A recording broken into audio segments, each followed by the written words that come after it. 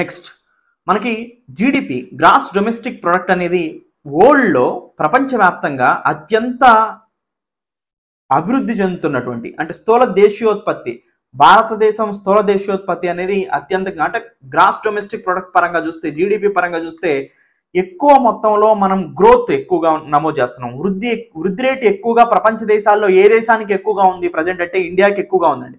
So first త్రైమాసికం అంటే first quarter చూస్తే అంటే మొత్తాన్ని ఇయర్ మొత్తాన్ని 12 మంత్స్ని 4గా అంటే 12 మంత్స్ని 4గా డివైడ్ చేస్తారండి. 4 into 3 ఎవ్రీ 3 మంత్ని మనం క్వార్టర్గా తీసుకుంటే 4 క్వార్టర్స్ వస్తాయి అంటే 12 మంత్స్. ఎవ్రీ క్వార్టర్లో ఫస్ట్ క్వార్టర్ ఏంటంటే ఏప్రిల్ నుంచి జూన్, ఎందుకంటే మనకు ఫైనాన్షియల్ ఇయర్ అనేది ఏప్రిల్ నుంచి మార్చ్ వరకు స్టార్ట్ ఉంటుంది అనమాట. సో ఏప్రిల్, మే, జూన్ అనేది ఫస్ట్ క్వార్టర్. ఈ ఫస్ట్ క్వార్టర్లో ఇండియా యొక్క జీడిపి గ్రోత్ రేటు 7.8% ఉంది. అంటే వరల్డ్లోనే టాప్ పొజిషన్లో ఉందన్నమాట ఇండియా జీడిపి గ్రోత్లో, అంటే వృద్ధి నమోదు చేయడంలో. సెకండ్ పొజిషన్లో చైనా ఉందండి, థర్డ్ పొజిషన్లో జపాన్ ఉంది, అండ్ ఫోర్త్ పొజిషన్లో యూఎస్ఏ ఉంది. సో ఎనీవే మొత్తానికైతే first position India and second position China ఉందని మనకు అర్థమవుతుంది. సో జీడిపి గ్రోత్ రేట్ ఎప్పుడైతే కంటిన్యూగా ఇంక్రీజ్ అవుతూ ఉంటుందో ఎకనామికల్ స్టేటస్ కూడా ఇంక్రీజ్ అవడానికి అవకాశం ఉంటుంది లాంగ్ టర్మ్లో.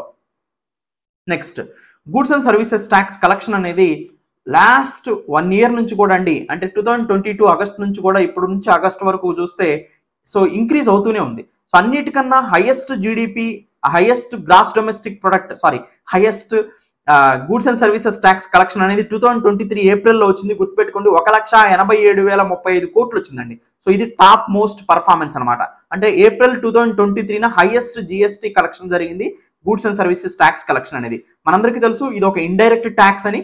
సో ఇది మనకి excise tax, custom tax as well as other taxes ని రీప్లేస్ చేస్తూ వచ్చినటువంటి పరోక్ష పన్నుల స్థానంలో వచ్చినటువంటి ఇంపార్టెంట్ టాపిక్ ఇది జిఎస్టీ అనేది. సో జిఎస్టీ గురించి మనం చాలా సార్లు మాట్లాడుకున్నాం, ఈవెన్ ఎకానమీలో కూడా మీకు చాలా ఫుల్ ఫ్లెడ్జ్డ్ గా దీని గురించి డిస్కస్ చేశాను. ఇప్పుడు కూడా దాని గురించి మాట్లాడుతూ వెళ్తూ ఉంటాను. గూడ్స్ అండ్ సర్వీసెస్ ట్యాక్స్ అనేది డెస్టినేషన్ బేస్డ్ ట్యాక్స్ అనమాట. అంటే సపోజ్ ఇప్పుడు ఒక వస్తువులు ఒక చోట తయారైనవి, సో తమిళనాడులో తయారైనవి ఆంధ్రప్రదేశ్కి వచ్చినాయి, ఆంధ్రప్రదేశ్లో డెస్టినేషన్ బేస్డ్ ట్యాక్స్ ఎవరైతే కొంటున్నారో అప్పుడు పడుతుంది అనమాట దీని ట్యాక్స్. క్యాస్కేడింగ్ ఎఫెక్ట్ ని తగ్గించడానికి తీసుకొచ్చిన ట్యాక్స్ ఇది, అంటే ట్యాక్స్ ఆన్ ట్యాక్స్ ని తగ్గిస్తుంది అనమాట. సో ఏ గూడి మీదైనా కానీ ట్యాక్స్ ఒకసారే ఉంటుంది. ఇండైరెక్ట్ ట్యాక్స్ అంటే మనందరికీ తెలుసు వస్తు సేవల పన్ను, వస్తువులు సేవల మీద విధించే పన్ను అనమాట. ఇప్పుడు ఇది సపోజ్ ఈ పెన్ ఉంది, ఈ పెన్ నేను ఇప్పుడు కొన్నాను, ఎక్కడో తమిళనాడులో తయారైందండి, ₹2 తమిళనాడులో తయారైంది, అది ఆంధ్రప్రదేశ్కి వచ్చేసరికి ₹5 అయింది. సో ఈ మధ్యలో ట్యాక్స్లు కలుస్తాయి అనమాట. అందుకనే నేను ఈ పెన్ను కొనేటప్పుడు ఇంక్లూజివ్ ఆఫ్ ఆల్ ట్యాక్సెస్ అని ఉంటుంది. సో అంటే ఈ ట్యాక్స్లు అన్ని కలిసి నాకు వచ్చినాయి. ఈ ట్యాక్స్ ఏదైతే ఉందో దీని మీద పడే, పెన్ను మీద పడే ట్యాక్స్, దాన్ని గూడ్స్ అండ్ సర్వీసెస్ ట్యాక్స్ అంటారు. ఈవెన్ సర్వీసెస్ మీద పడేది కూడా గూడ్స్ అండ్ సర్వీసెస్ ట్యాక్స్. ఇప్పుడు ఎస్విఆర్ అకాడమీలో మీరు కోర్స్ కొన్నారు, కోర్స్ ఫీ గ్రూప్ 2 5,000 అనుకోండి, 5,000 ప్లస్ మీరు ట్యాక్సెస్ ఏవైతే ఉన్నాయో ట్యాక్సెస్ పడుతూ ఉంటాయి, 100 150, ఇది కూడా సర్వీస్ ట్యాక్స్ అనమాట. సో గవర్నమెంట్కి వెళ్తుంది ఇది. సో ఇది సర్వీస్ ట్యాక్స్ అంటే. సో ఇలా గూడ్స్, వస్తువులు సేవల మీద పడే పన్నే వస్తు సేవల పన్నులు అంటారు.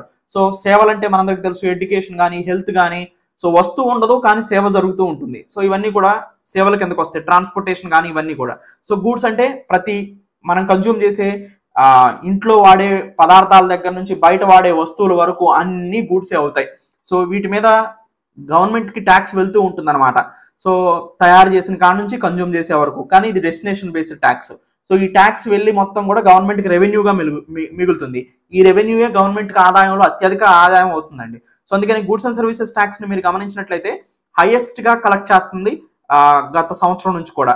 సో ప్రజెంట్ హైయెస్ట్ ఏంటంటే ఏప్రిల్ 2023 1,87,035 crores వచ్చింది. ఎందుకంటే ఏప్రిల్ అనేది స్టార్టింగ్ మంత్ కాబట్టి మనకి ఎక్కువగా అక్కడ చూపిస్తూ ఉంటుందండి. సో అయితే మనకి ఎక్కువగా జిఎస్టీ అనేది సెంట్రల్ జిఎస్టీ ఉంటుందండి, మన మూవీ టికెట్ కొన్నా కనిపిస్తూ ఉంటుంది, స్టేట్ జిఎస్టీ ఉంటుంది, అండ్ ఇంటిగ్రేటెడ్ జిఎస్టీ ఉంటుంది. సో అన్నిటికన్నా ఏ జిఎస్టీ మనకి ఎక్కువగా వస్తుందంటే ఇంటిగ్రేటెడ్ జిఎస్టీ హైయెస్ట్ కలెక్షన్ ఉంటుందండి. అంటే 2 రాష్ట్రాల మధ్యలో విధించే పన్ను ఇంటిగ్రేటెడ్ జిఎస్టీ అంటారు. ఇది ఎక్కువగా కనిపిస్తూ ఉంటుంది మనకి.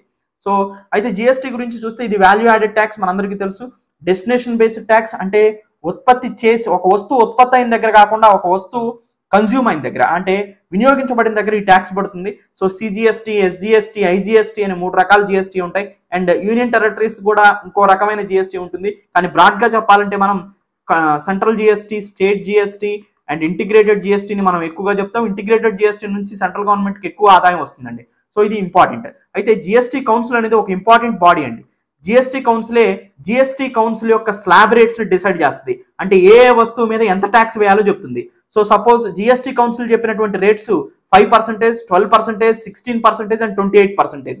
0, 5, 12 అండ్ 16 అండ్ 28%. సో ఇటు వెళ్తున్నా కొద్దిగా హయ్యర్ ట్యాక్స్. ఇప్పుడు సపోజ్ లగ్జరీ ఉంది అనుకోండి, లగ్జరీ ఐటమ్స్ మీద 28% వేస్తారు. ఇప్పుడు బెంచ్ కార్ ఉంది, 28% ట్యాక్స్ వేస్తారు. అదే పేదవాడు తినేటువంటి రైస్ ఉంది, 5% ట్యాక్స్ వేస్తారు. అంటే ఒక వస్తువు ధర ట్యాక్స్ పెంచితే పెరుగుతుంది కాబట్టి పేదవాడికి తక్కువ రేట్లో రావాలంటే ట్యాక్స్ తక్కువగా ఉండాలి. అందుకనే మెరిట్ గూడ్స్ మీద తక్కువ ట్యాక్స్ పడుతుంది, డిమెరిట్ గూడ్స్ మీద ఎక్కువ ట్యాక్స్ పడుతుంది. సో ఇది ఇంపార్టెంట్ ఇన్ఫర్మేషన్ అండి. అండ్ జిఎస్టీకి సంబంధించినటువంటి కాన్స్టిట్యూషనల్ టెక్నికాలిటీస్ చూస్తే ఇది 122వ 122nd కాన్స్టిట్యూషన్ అమెండ్మెంట్ బిల్ అండి. 122వ రాజ్యాంగ సవరణ బిల్లు. అయితే 101 కాన్స్టిట్యూషనల్ అమెండ్మెంట్ యాక్ట్, 101వ రాజ్యాంగ సవరణ చట్టం. ఇది బిల్ ఏమో 122nd, చట్టంగా రూపొందిన తర్వాత ఇది 101 కాన్స్టిట్యూషనల్ అమెండ్మెంట్ యాక్ట్. ఎందుకంటే మనందరికీ తెలుసు, ఒక బిల్ ప్రవేశపెట్టారు, సో పార్లమెంట్ లో పాస్ అయింది ఇది, సో ఇది ఫస్ట్ యాక్ట్ అవుతుంది.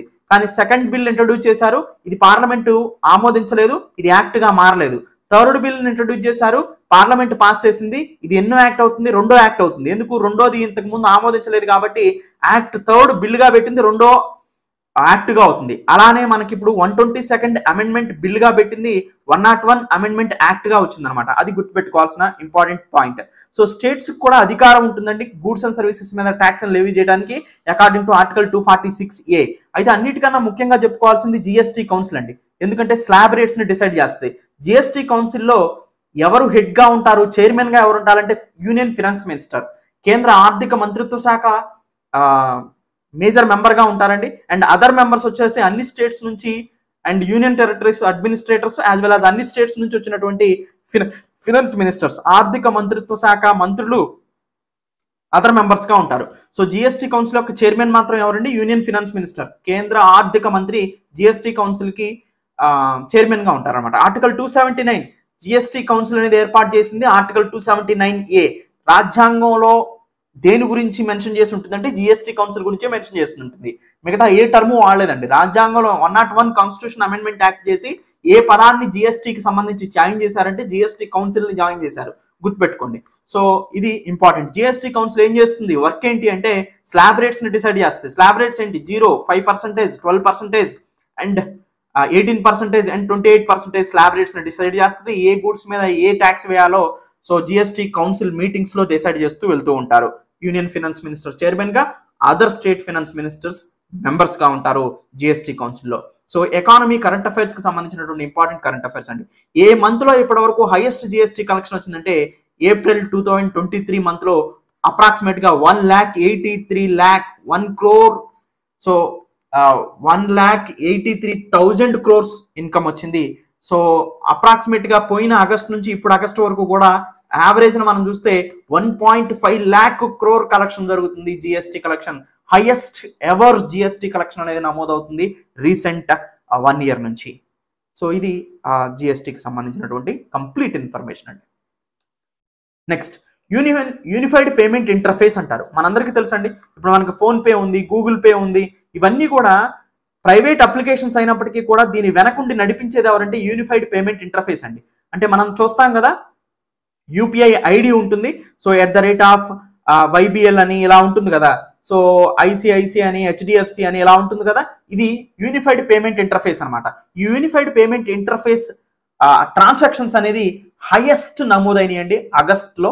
సో దాదాపుగా 10 బిలియన్ ట్రాన్సాక్షన్స్ జరిగినాయి. ఒక ఇంపార్టెంట్ మైల్ స్టోన్ అచీవ్ చేయడం జరిగింది. సో దాదాపుగా ఎవ్రీ మంత్ కూడా 1,000 crore ట్రాన్సాక్షన్స్ చేస్తున్నారండి. ఫోన్ పే, గూగుల్ పే ఇలాంటి యూపీఐ ట్రాన్సాక్షన్ ద్వారా, పేటిఎం ఇలాంటి యూపీఐ ట్రాన్సాక్షన్ ద్వారా. సో యూనిఫైడ్ పేమెంట్ ఇంటర్ఫేస్ అంటారు. 10 బిలియన్ మార్క్ ని క్రాస్ అయిపోయింది. సో 7 years హిస్టరీలో ఇది హైయెస్ట్ అనమాట. దాదాపుగా 47% ఇయర్ ఆన్ ఇయర్ ఇంక్రీజ్ అవుతుందండి పేమెంట్ ట్రాన్సాక్షన్స్ అనేది. సో దీనికి బేసిక్ గా యూనిఫైడ్ పేమెంట్ ఇంటర్ఫేస్ అని తీసుకొచ్చినటువంటి ఆర్గనైజేషన్ ఎవరంటే national payment corporation of India limited అంటారు, NPCIL. So national payment corporation of India అనేది ఒక అంబ్రెల్లా ఆర్గనైజేషన్ అనమాట. ఇదే యూపీఐ పేమెంట్ ని, భారత్ బిల్ పే ని, రూపే కార్డ్ ఇండియా తన సొంతగా ఒక కార్డ్ని తయారు చేసుకుందండి, డెబిట్ అండ్ క్రెడిట్ కార్డ్స్ని. దాన్ని రూపే కార్డ్ అంటారు. ఈ రూపే కార్డ్ని తయారు చేసింది కూడా national payment corporation of India limited అనమాట. సో యాక్చువల్గా మనం ఉపయోగించే కార్డ్స్లు వీసా కానీ, మాస్టర్ కానీ, మాస్ట్రో కానీ ఇవన్నీ కూడా ఫారెన్ కంట్రీస్ తయారు చేసినాయి ఆ కార్డ్ని. కానీ రూపే కార్డ్ అనేది ఇండియా ఇండిజినస్ గా తయారు చేసిందని అర్థం అనమాట. సో అసలు ఈ national payment corporation of India అని ఎవరు ఎస్టాబ్లిష్ చేశారంటే రిజర్వ్ బ్యాంక్ ఆఫ్ ఇండియా కొన్ని బ్యాంక్స్ యొక్క అసోసియేషన్ ఉంటుందండి. ఎస్బీఐ, హెచ్డిఎఫ్సి, ఐసిఐసి అన్ని బ్యాంకులు కలిపి ఒక అసోసియేషన్ గా ఏర్పడతాయి. ఈ అసోసియేషన్ ని ఇండియన్ బ్యాంక్స్ అసోసియేషన్ అంటారు. ఈ Indians bank association and reserve Bank of India కలిపి నాన్ ప్రాఫిట్ ఆర్గనైజేషన్ గా national payment corporation of India limited ని ఏర్పాటు చేయడం జరిగిందనమాట. సో ఇదే కంటిన్యూగా నాన్ ప్రాఫిట్ ఆర్గనైజేషన్. ఇది ప్రాఫిట్ కోసం కాకుండా సర్వీస్ మోటోతో పనిచేస్తూ ఉంటుంది సో ఇండియాలో. సో చూస్తే ఇది ఒక నాన్ ప్రాఫిట్ ఆర్గనైజేషన్. ఎన్పిసిఐ అనేది retail payments and settlement system గా ఇండియాలో వర్క్ అవుతూ ఉంటుంది. దీన్ని దేని కింద ఏర్పాటు చేశారు, ఎవరు ఏర్పాటు చేశారంటే RBI and India's bank association IBA కలిసి దీన్ని ఇండియాస్ బ్యాంక్ అసోసియేషన్ కలిసి payment and settlements act P&S act 2007 ప్రకారం దీన్ని ఏర్పాటు చేయడం జరిగిందనమాట. సో ఇది చాలా సెవరల్ ప్రొడక్ట్స్ ని లాంచ్ చేసింది. వాటిలో రూపే డెబిట్ కార్డ్ కానీ, నేషనల్ కామన్ మొబిలిటీ కార్డ్ కానీ, భారత్ ఇంటర్ఫేస్ ఫర్ మనీ భీమ్ యాప్ కానీ, యూనిఫైడ్ పేమెంట్ ఇంటర్ఫేస్ యూపీఐ కానీ, భారత్ బిల్ పేమెంట్ సిస్టమ్ కానీ ఇదే లాంచ్ చేస్తుంది. బిల్స్ అని దీని నుంచి పే చేసుకోవచ్చు అనమాట. సో ఎనీవే ఇది ఒక national payment corporation of India అనేది ఒక statuary body under minister of finance. అంటే సో ఆర్థిక మంత్రిత్వ శాఖ కింద ఒక స్టాచ్యురీ బాడీ, చట్టబద్ధ సంస్థగా national payment corporation of India అనేది పనిచేస్తూ ఉంటుంది. సో ఇది ఎన్పిసిఐ అండి. ఎన్పిసిఐ అదర్ కంట్రీస్ లో కూడా ఈవెన్ సింగపూర్, యుఏఈ లాంటి కంట్రీస్ కూడా సజెషన్స్ ఇస్తూ అక్కడ కూడా ఇలాంటి డిజిటల్ పేమెంట్స్ ని ఇంక్రీజ్ చేయడానికి ఆ గవర్నమెంట్ కి కోఆపరేషన్స్ ఇస్తూ ఉంటుంది national payment corporation of India. Anyway phone pay recent గా స్టాక్ మార్కెట్స్ లో ఇన్వెస్ట్ చేసే వాళ్ళ కోసం ఒక కొత్త యాప్ ని తీసుకొని వచ్చింది. అదే షేర్ డాట్ మార్కెట్ అనే ఒక యాప్. మనందరికీ తెలుసు సెకండరీ మార్కెట్ అంటారు దీన్ని, share market. So BSc Bombay stock exchange కానీ, నేషనల్ స్టాక్ ఎక్స్చేంజ్ కానీ వీటన్నిటిని సెకండరీ మార్కెట్స్ అంటారు అనమాట. స్టాక్ మార్కెట్స్ అంటారు. స్టాక్స్ ని మనం పర్చేజ్ చేయొచ్చు. ఏ కంపెనీ స్టాక్స్ అయినా మనం పర్చేజ్ చేసుకోవడానికి అవకాశం ఉంటుంది అనమాట. ఫోన్ పే రీసెంట్ గా తీసుకొచ్చినటువంటి stock market app share dot market. Next అండి, యాక్చువల్గా Reserve Bank of India offline payment మోడ్స్ను కూడా ఇంట్రడ్యూస్ చేస్తుందండి. ఎలా ఆఫ్లైన్లో కూడా పేమెంట్ చేయొచ్చు అంటే నాకు మొబైల్ డేటా లేదు, మొబైల్ డేటా లేనప్పుడు నేను ఈ వ్యాలెట్ను ఉపయోగించుకోవచ్చు అనమాట. ఈవెన్ వైఫై లేనప్పుడు కూడా నేను దీన్ని ఉపయోగించుకోవచ్చు, మొబైల్ డేటా లేదు నాకు. అలాంటి సందర్భాల్లో నేను ఫోన్పే కానీ, గూగుల్ పే కానీ డిజిటల్ ట్రాన్సాక్షన్స్ చేయాలి అంటే ఎంతవరకు చేసుకోవడానికి అవకాశం ఇంతకు ముందు కల్పించింది అంటే 200 ఎట్ ఏ టైం చేసుకోవచ్చు. కానీ దాన్ని ఇప్పుడు 500కి ఇంక్రీజ్ చేసింది.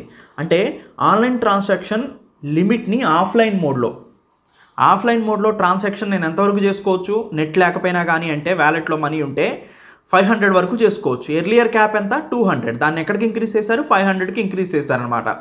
Offline payment transaction limit 500. తర్వాత పేమెంట్ ఇన్స్ట్రుమెంట్ లిమిట్ మాత్రం 2000 వరకు ఉంది. అంటే మీరు దాంట్లో ఛార్జ్ చేసుకోవడానికి 2000 రూపాయల వరకు ఉంచుకొని ఎట్ ఏ టైం ఒక్కొక్కసారి 500ను ఉపయోగించుకోవచ్చు అనమాట. అంటే ఒకసారి ట్రాన్సాక్షన్కి 500 రూపీస్ వరకు మీరు ఒక్కొక్క ట్రాన్సాక్షన్ చేయొచ్చు. మొత్తం ఎంతవరకు చేసుకోవచ్చు, అప్ టు 2000 వరకు ఆ వ్యాలెట్ లిమిట్ ఉంటుందన్నమాట. సో రీసెంట్గా ఇది Reserve Bank of India offline payment digital offline payment మోడ్ని ఎక్కడి నుంచి ఎక్కడికి ఇంక్రీజ్ చేసింది, 200 నుంచి 500కి ఇంక్రీజ్ చేసింది per transactions.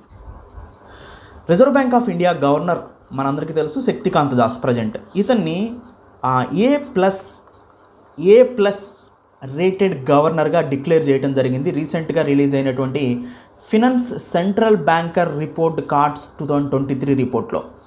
Global finance central banker report cards 2023లో ఆర్బీఐ గవర్నర్ అయినటువంటి శక్తికాంత్ దాస్ని A+ రేటెడ్ గవర్నర్గా నియమించడం జరిగింది. అంటే ఏంటంటే కంట్రీస్ యొక్క సెంట్రల్ బ్యాంక్ని పర్ఫెక్ట్గా మెయింటైన్ చేస్తున్నట్టు అండ్ కంట్రీస్ యొక్క సెంట్రల్ బ్యాంక్ని ఒక వలటైల్ ఇన్ నేచర్లో కాకోకుండా డామినేటెడ్ స్ట్రక్చర్గా నిర్మిస్తూ పాలసీ వ్యూస్ అనేవి చాలా బాగున్నట్టు అని అర్థం అనమాట.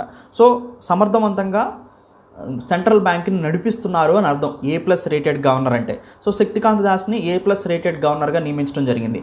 So reserve Bank of India గురించి మనం కొన్ని పాయింట్స్ చూస్తే అండి, ఇది Reserve Bank of India act 1934 ప్రకారం, అంటే రిజర్వ్ బ్యాంక్ చట్టం 1934 ప్రకారం ఏర్పడింది.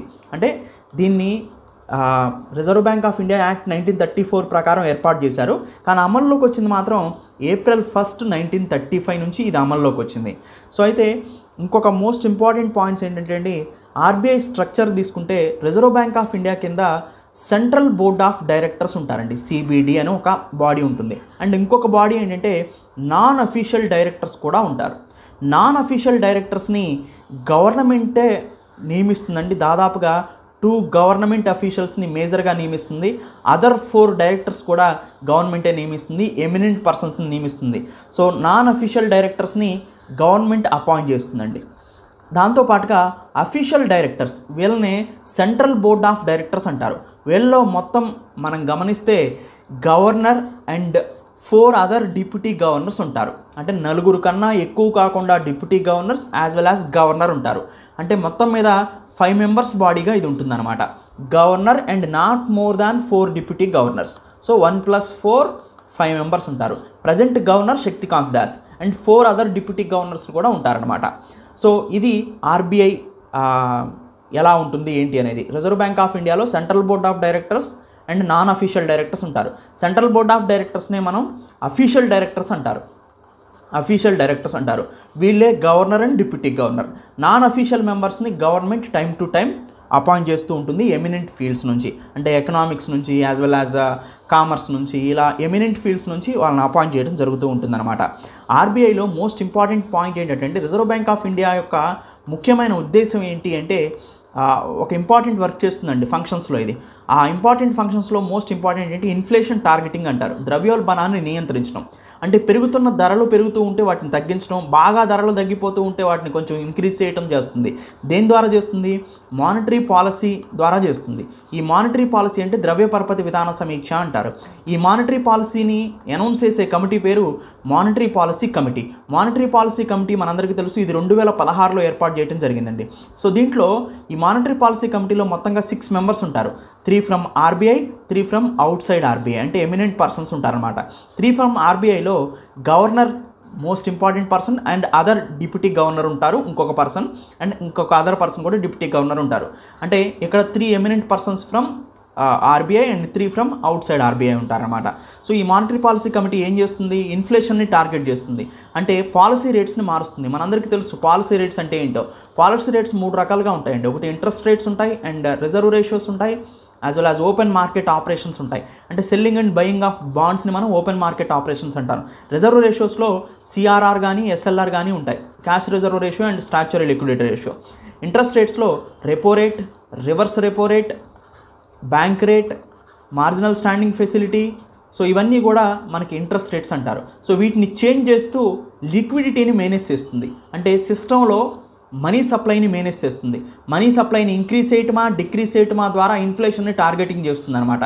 ఇదంతా కలిపి మనం మానిటరీ పాలసీ అంటారు. ఇది అనౌన్స్ చేసేది మానిటరీ పాలసీ కమిటీ. ఎవ్రీ 2 మంత్స్కి ఒకసారి మానిటరీ పాలసీని రిలీజ్ చేస్తారు ఇండియాలో. సో ఈ మానిటరీ పాలసీని రిలీజ్ చేయడంలో ముఖ్యమైన పాత్ర వహించేది రిజర్వ్ బ్యాంక్ ఆఫ్ ఇండియా అండి. So reserve Bank of India monetary policy కమిటీని ఎలా కాన్స్టిట్యూట్ చేసిందంటే, reserve Bank of India act 1934 section 45 ZB ఆధారంగా మానిటరీ పాలసీ కమిటీని కాన్స్టిట్యూట్ చేసింది central government by notification off the official gazette. So ఇది monetary policy గురించి అండి. ఆర్బీఐ చేసేటువంటి ఇంపార్టెంట్ ఫంక్షన్స్లో మానిటరీ పాలసీ ఒకటి కాబట్టి మానిటరీ పాలసీ గురించి మనం మాట్లాడటం జరిగింది. అయితే ఇన్ఫ్లేషన్ టార్గెటింగ్ ఎట్లా ఉండాలి అంటే, టాలరెన్స్ లిమిట్ ఎంత అంటే 4 ± 2% అండి. So inflation reserve Bank of India ఎట్లా మెయింటైన్ చేస్తుందంటే 4 - 2 2 అండ్ 4 + 2 6, 2 to 6% మధ్యలో వేరీ అవుతూ ఉండాలండి. 6 కన్నా దాటకూడదు, 2 కన్నా తగ్గకూడదు. అలా అంటే వస్తువుల యొక్క ధరల స్థాయిలో పెరుగుదల 2 నుంచి 6% మధ్యలోనే పెరగటం కానీ తగ్గటం కానీ ఆ లిమిట్, టాలరెన్స్ లిమిట్ అంతే. సో ఇన్ఫ్లేషన్ అనేది ఎక్కువ అవుతుంది అనుకోండి, 6% దాటిపోతుంది అనుకోండి, ఆర్బీఐ ఏం చేస్తుంది? మనీ సప్లైని తగ్గిస్తుంది, రెపో రేట్ని పెంచుతుంది, ఇంట్రెస్ట్ రేట్స్ని పెంచుతుంది. ఇంట్రెస్ట్ రేట్స్ని పెంచితే ఆటోమేటిక్గా లిక్విడిటీ అనేది సిస్టంలోకి తగ్గిపోతుంది. లిక్విడిటీ సిస్టంలో తగ్గిపోతే పర్చేసింగ్ పవర్ తగ్గుతుంది. సో ఆటోమేటిక్గా గూడ్స్ సర్వీసెస్ ప్రైసెస్ అనేవి తగ్గుతూ ఉంటాయన్నమాట. సో ఇలా ఇన్ఫ్లేషన్ టార్గెటింగ్ అనేది చేయడం జరుగుతుంది. సో ఇదండి మానిటరీ పాలసీ కమిటీ గురించి. మానిటరీ పాలసీ గురించి ఆర్బీఐ యొక్క ఇంపార్టెంట్ ఫంక్షన్స్.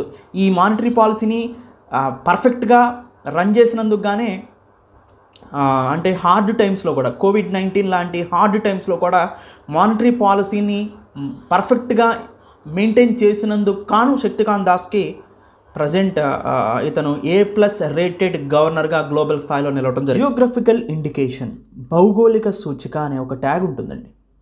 ఎందుకంటే ఇది ఆ ప్రాంతానికే సంబంధించిన ఒక వస్తువుని రికగ్నైజ్ చేయడం కోసం ఈ GI ట్యాగ్ ఇస్తారు.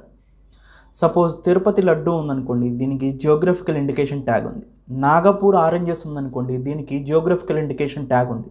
అంటే నాగపూర్ ఆరెంజెస్ ఉందనుకోండి, ఆ ఆరెంజెస్ నాగపూర్ నుంచి వచ్చినటువంటి ఈ ఆరెంజెస్ బాగా ఫేమస్ అని అర్థం అనమాట. అది క్వాలిటీలో కానీ సో అదర్ ఆస్పెక్ట్స్లో ఈ వస్తువు అనేది రికగ్నైజ్ చేయబడింది జియోగ్రఫికల్ ఇండికేషన్ ద్వారా. ఇది వరల్డ్ ట్రేడ్ ఆర్గనైజేషన్కి సంబంధించినటువంటి important intellectual property rights. World trade ఆర్గనైజేషన్లో ట్రిప్స్ ఉంటుందండి, trade related intellectual property rights అంటారు దీన్ని. ట్రిప్స్లో జియోగ్రఫికల్ ఇండికేషన్ని రికగ్నైజ్ చేయబడింది. అంటే దీనివల్ల ఏమవుతుంది, సపోజ్ నాగపూర్ ఆరెంజెస్ని వరల్డ్ మొత్తం కూడా జియోగ్రఫికల్ ఇండికేషన్ ఉండటం వల్ల రికగ్నైజ్ చేయగలుగుతాయి. నాగపూర్ ఆరెంజెస్ యొక్క ఎక్స్పోర్ట్స్ కూడా ఇంక్రీజ్ అవడానికి అవకాశం ఉంటుంది. అంటే ఆ ప్రోడక్ట్ యొక్క క్వాలిటీ, యునిక్నెస్ని ఈ జియోగ్రఫికల్ ఇండికేషన్, భౌగోళిక సూచిక అనేది తెలియజేస్తుంది అనమాట. బాసుమతి రైస్కి కూడా జియోగ్రఫికల్ ఇండికేషన్ ఉంటుంది. సపోజ్ ఇప్పుడు మధ్యప్రదేశ్లోగా మనం చూస్తే కడక్నాథ్ చికెన్కి జియోగ్రఫికల్ ఇండికేషన్ ఉంటుంది. సో ఇలా జియోగ్రఫికల్ ఇండికేషన్ అనేది మోస్ట్ ఇంపార్టెంట్ ఆస్పెక్ట్స్ అండి. గూడ్స్ యొక్క క్వాలిటీని అండ్ గూడ్స్ యొక్క ఎక్స్పోర్ట్స్ని ఇంక్రీజ్ చేసుకోవడం కోసం ఒక యూనిక్ జియోగ్రఫీని అది మెన్షన్ చేస్తుంది. అందుకని జియోగ్రఫికల్ ఇండికేషన్ అని చెప్పారు, భౌగోళిక సూచిక అని చెప్పారు. డార్జిలింగ్ టీ ఉంటుంది. సో టీ అనేది డార్జిలింగ్లో ఫేమస్ అనమాట, వెస్ట్ బెంగాల్లో. సో దానికి జియోగ్రఫికల్ ఇండికేషన్ ట్యాగ్ ఉంది. సో ఇట్లా ఇప్పుడు సపోజ్ మనకి పట్టు వస్త్రాలు నేర్చే వాటికి కూడా చాలా వాటికి, సో కాంచీపురం కానీ తర్వాత ఉప్పాడ కానీ ఆంధ్రప్రదేశ్లో, వీటన్నిటికీ కూడా ఒక భౌగోళికానికి సంబంధించినటువంటి ఒక ఇంపార్టెంట్ ఆస్పెక్ట్స్ అనమాట ఇవి. సో ఆ వస్తువులు ఆ ప్రదేశానికే చెందినవి, ఆ వస్తువు యొక్క క్వాలిటీ, ఆ వస్తువుని ఎక్స్పోర్ట్ చేయడానికి కావాల్సినటువంటి స్ట్రెంగ్త్ దాంట్లో ఉంది అనేది ఈ జియోగ్రఫికల్ ఇండికేషన్ సూచిస్తుంది. అయితే రీసెంట్గా ఒడిశా నుంచి ఒక ఫేమస్ ప్రోడక్ట్ ఉందండి, దాన్ని కాలా జీరా రైస్ అంటారు. కాలా అంటే నలుపు రంగులో ఉన్నటువంటి ఒక రైస్ ఇది. సో ఇది ఒక అరోమాటిక్ రైస్ అనమాట. సో ఇలా ఉంటుంది, దీన్ని కాలా జీరా రైస్ అంటారు.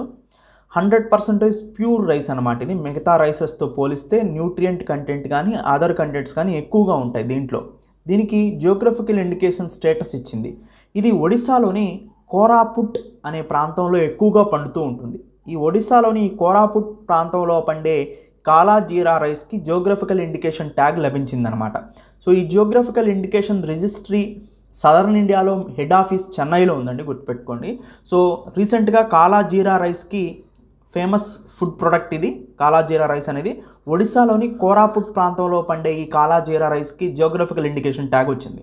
అయితే ఒడిశాలో కోరాపుట్లో పండేటువంటి ఈ కాలా జీరా రైస్కి జియోగ్రఫికల్ ఇండికేషన్ ట్యాగ్ కావాలని అప్లై చేసిన వాళ్ళు ఎవరంటే Jaivik Shri farmers producers company, ఒక కంపెనీ ఉందండి. దాన్ని JSFPC అనే ఒక కంపెనీ కాలా జీరా రైస్కి కోరాపుట్ ప్రాంతంలో పండే ఈ కాలా జీరా రైస్కి జియోగ్రఫికల్ ఇండికేషన్ని అప్లై చేసి పొందింది.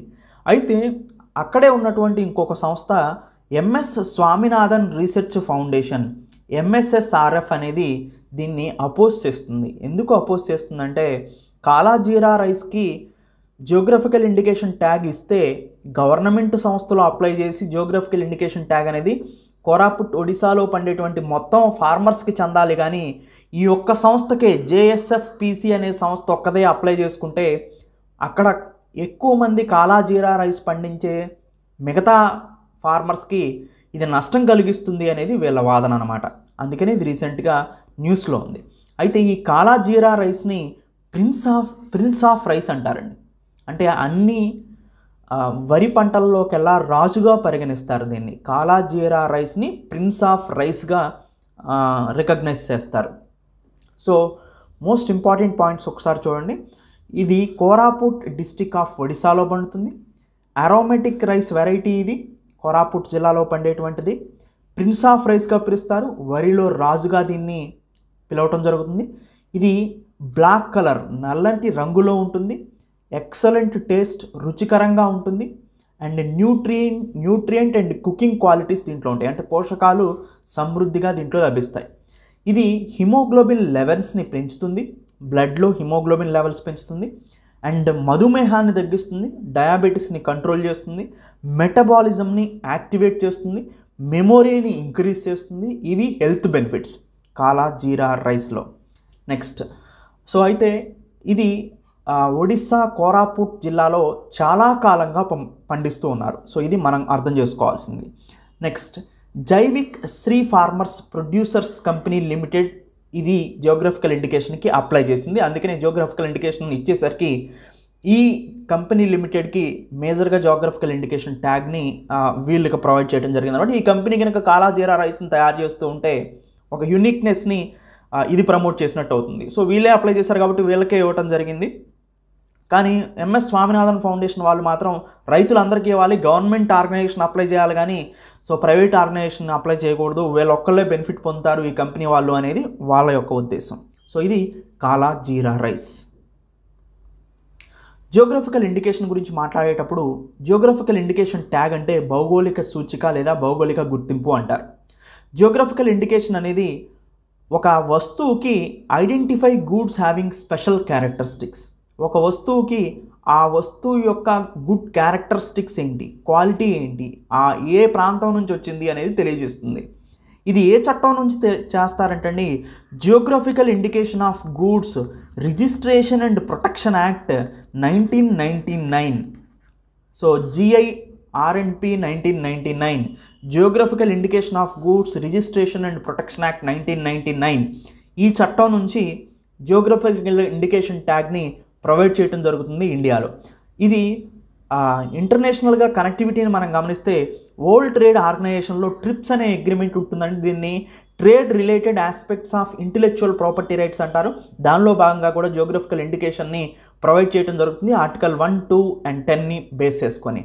ఇవి జియోగ్రఫికల్ ఇండికేషన్ అనేది వేటికి ఇస్తారంటే అగ్రికల్చర్ ప్రొడక్ట్స్కి ఇస్తారండి, వ్యవసాయ ఉత్పత్తులకు ఇస్తారు, అండ్ న్యాచురల్ ప్రొడక్ట్స్కి ఇస్తారు, సహజ సిద్ధమైన గుణాలు కలిగినటువంటి వస్తువులకు ఇస్తారు, అండ్ మ్యానుఫ్యాక్చరింగ్ గూడ్స్కి ఇస్తారు, వస్తువులు తయారు చేసిన వాటికి కూడా వీటిని ఇస్తారు. అగ్రికల్చర్, న్యాచురల్ అండ్ మ్యానుఫ్యాక్చరింగ్ గూడ్స్కి ఈ జియోగ్రఫికల్ ఇండికేషన్ ట్యాగ్ని ప్రొవైడ్ చేయడం జరుగుతుంది. ఈ జియోగ్రఫికల్ ఇండికేషన్ ట్యాగ్ ఇస్తే ఎన్ని సంవత్సరాల వరకు ఆ జియోగ్రఫికల్ ఇండికేషన్ ట్యాగ్ వ్యాలిడిటీ ఉంటుందంటే 10 years వరకు ఉంటుందండి. దాన్ని మళ్ళీ రెన్యువల్ చేసుకోవచ్చు ఆఫ్టర్ 10 years తర్వాత. సో ఈ జియోగ్రఫికల్ ఇండికేషన్ ట్యాగ్ వల్ల సిగ్నిఫికెన్స్ ఏంటంటే ఈ నేమ్ని ఇంకొకళ్ళు సేమ్ వాడకూడదు. సపోజ్ నాగపూర్ ఆరెంజెస్ అని ఉంది. ఈ నాగపూర్ ఆరెంజెస్ని జియోగ్రఫికల్ ఇండికేషన్ ట్యాగ్ ఏ లొకేషన్కి ఇచ్చారో మహారాష్ట్రలో ఉన్న మిగతా ఆరెంజెస్ నాగపూర్ ఆరెంజెస్ అనే పేరు వాడకూడదు.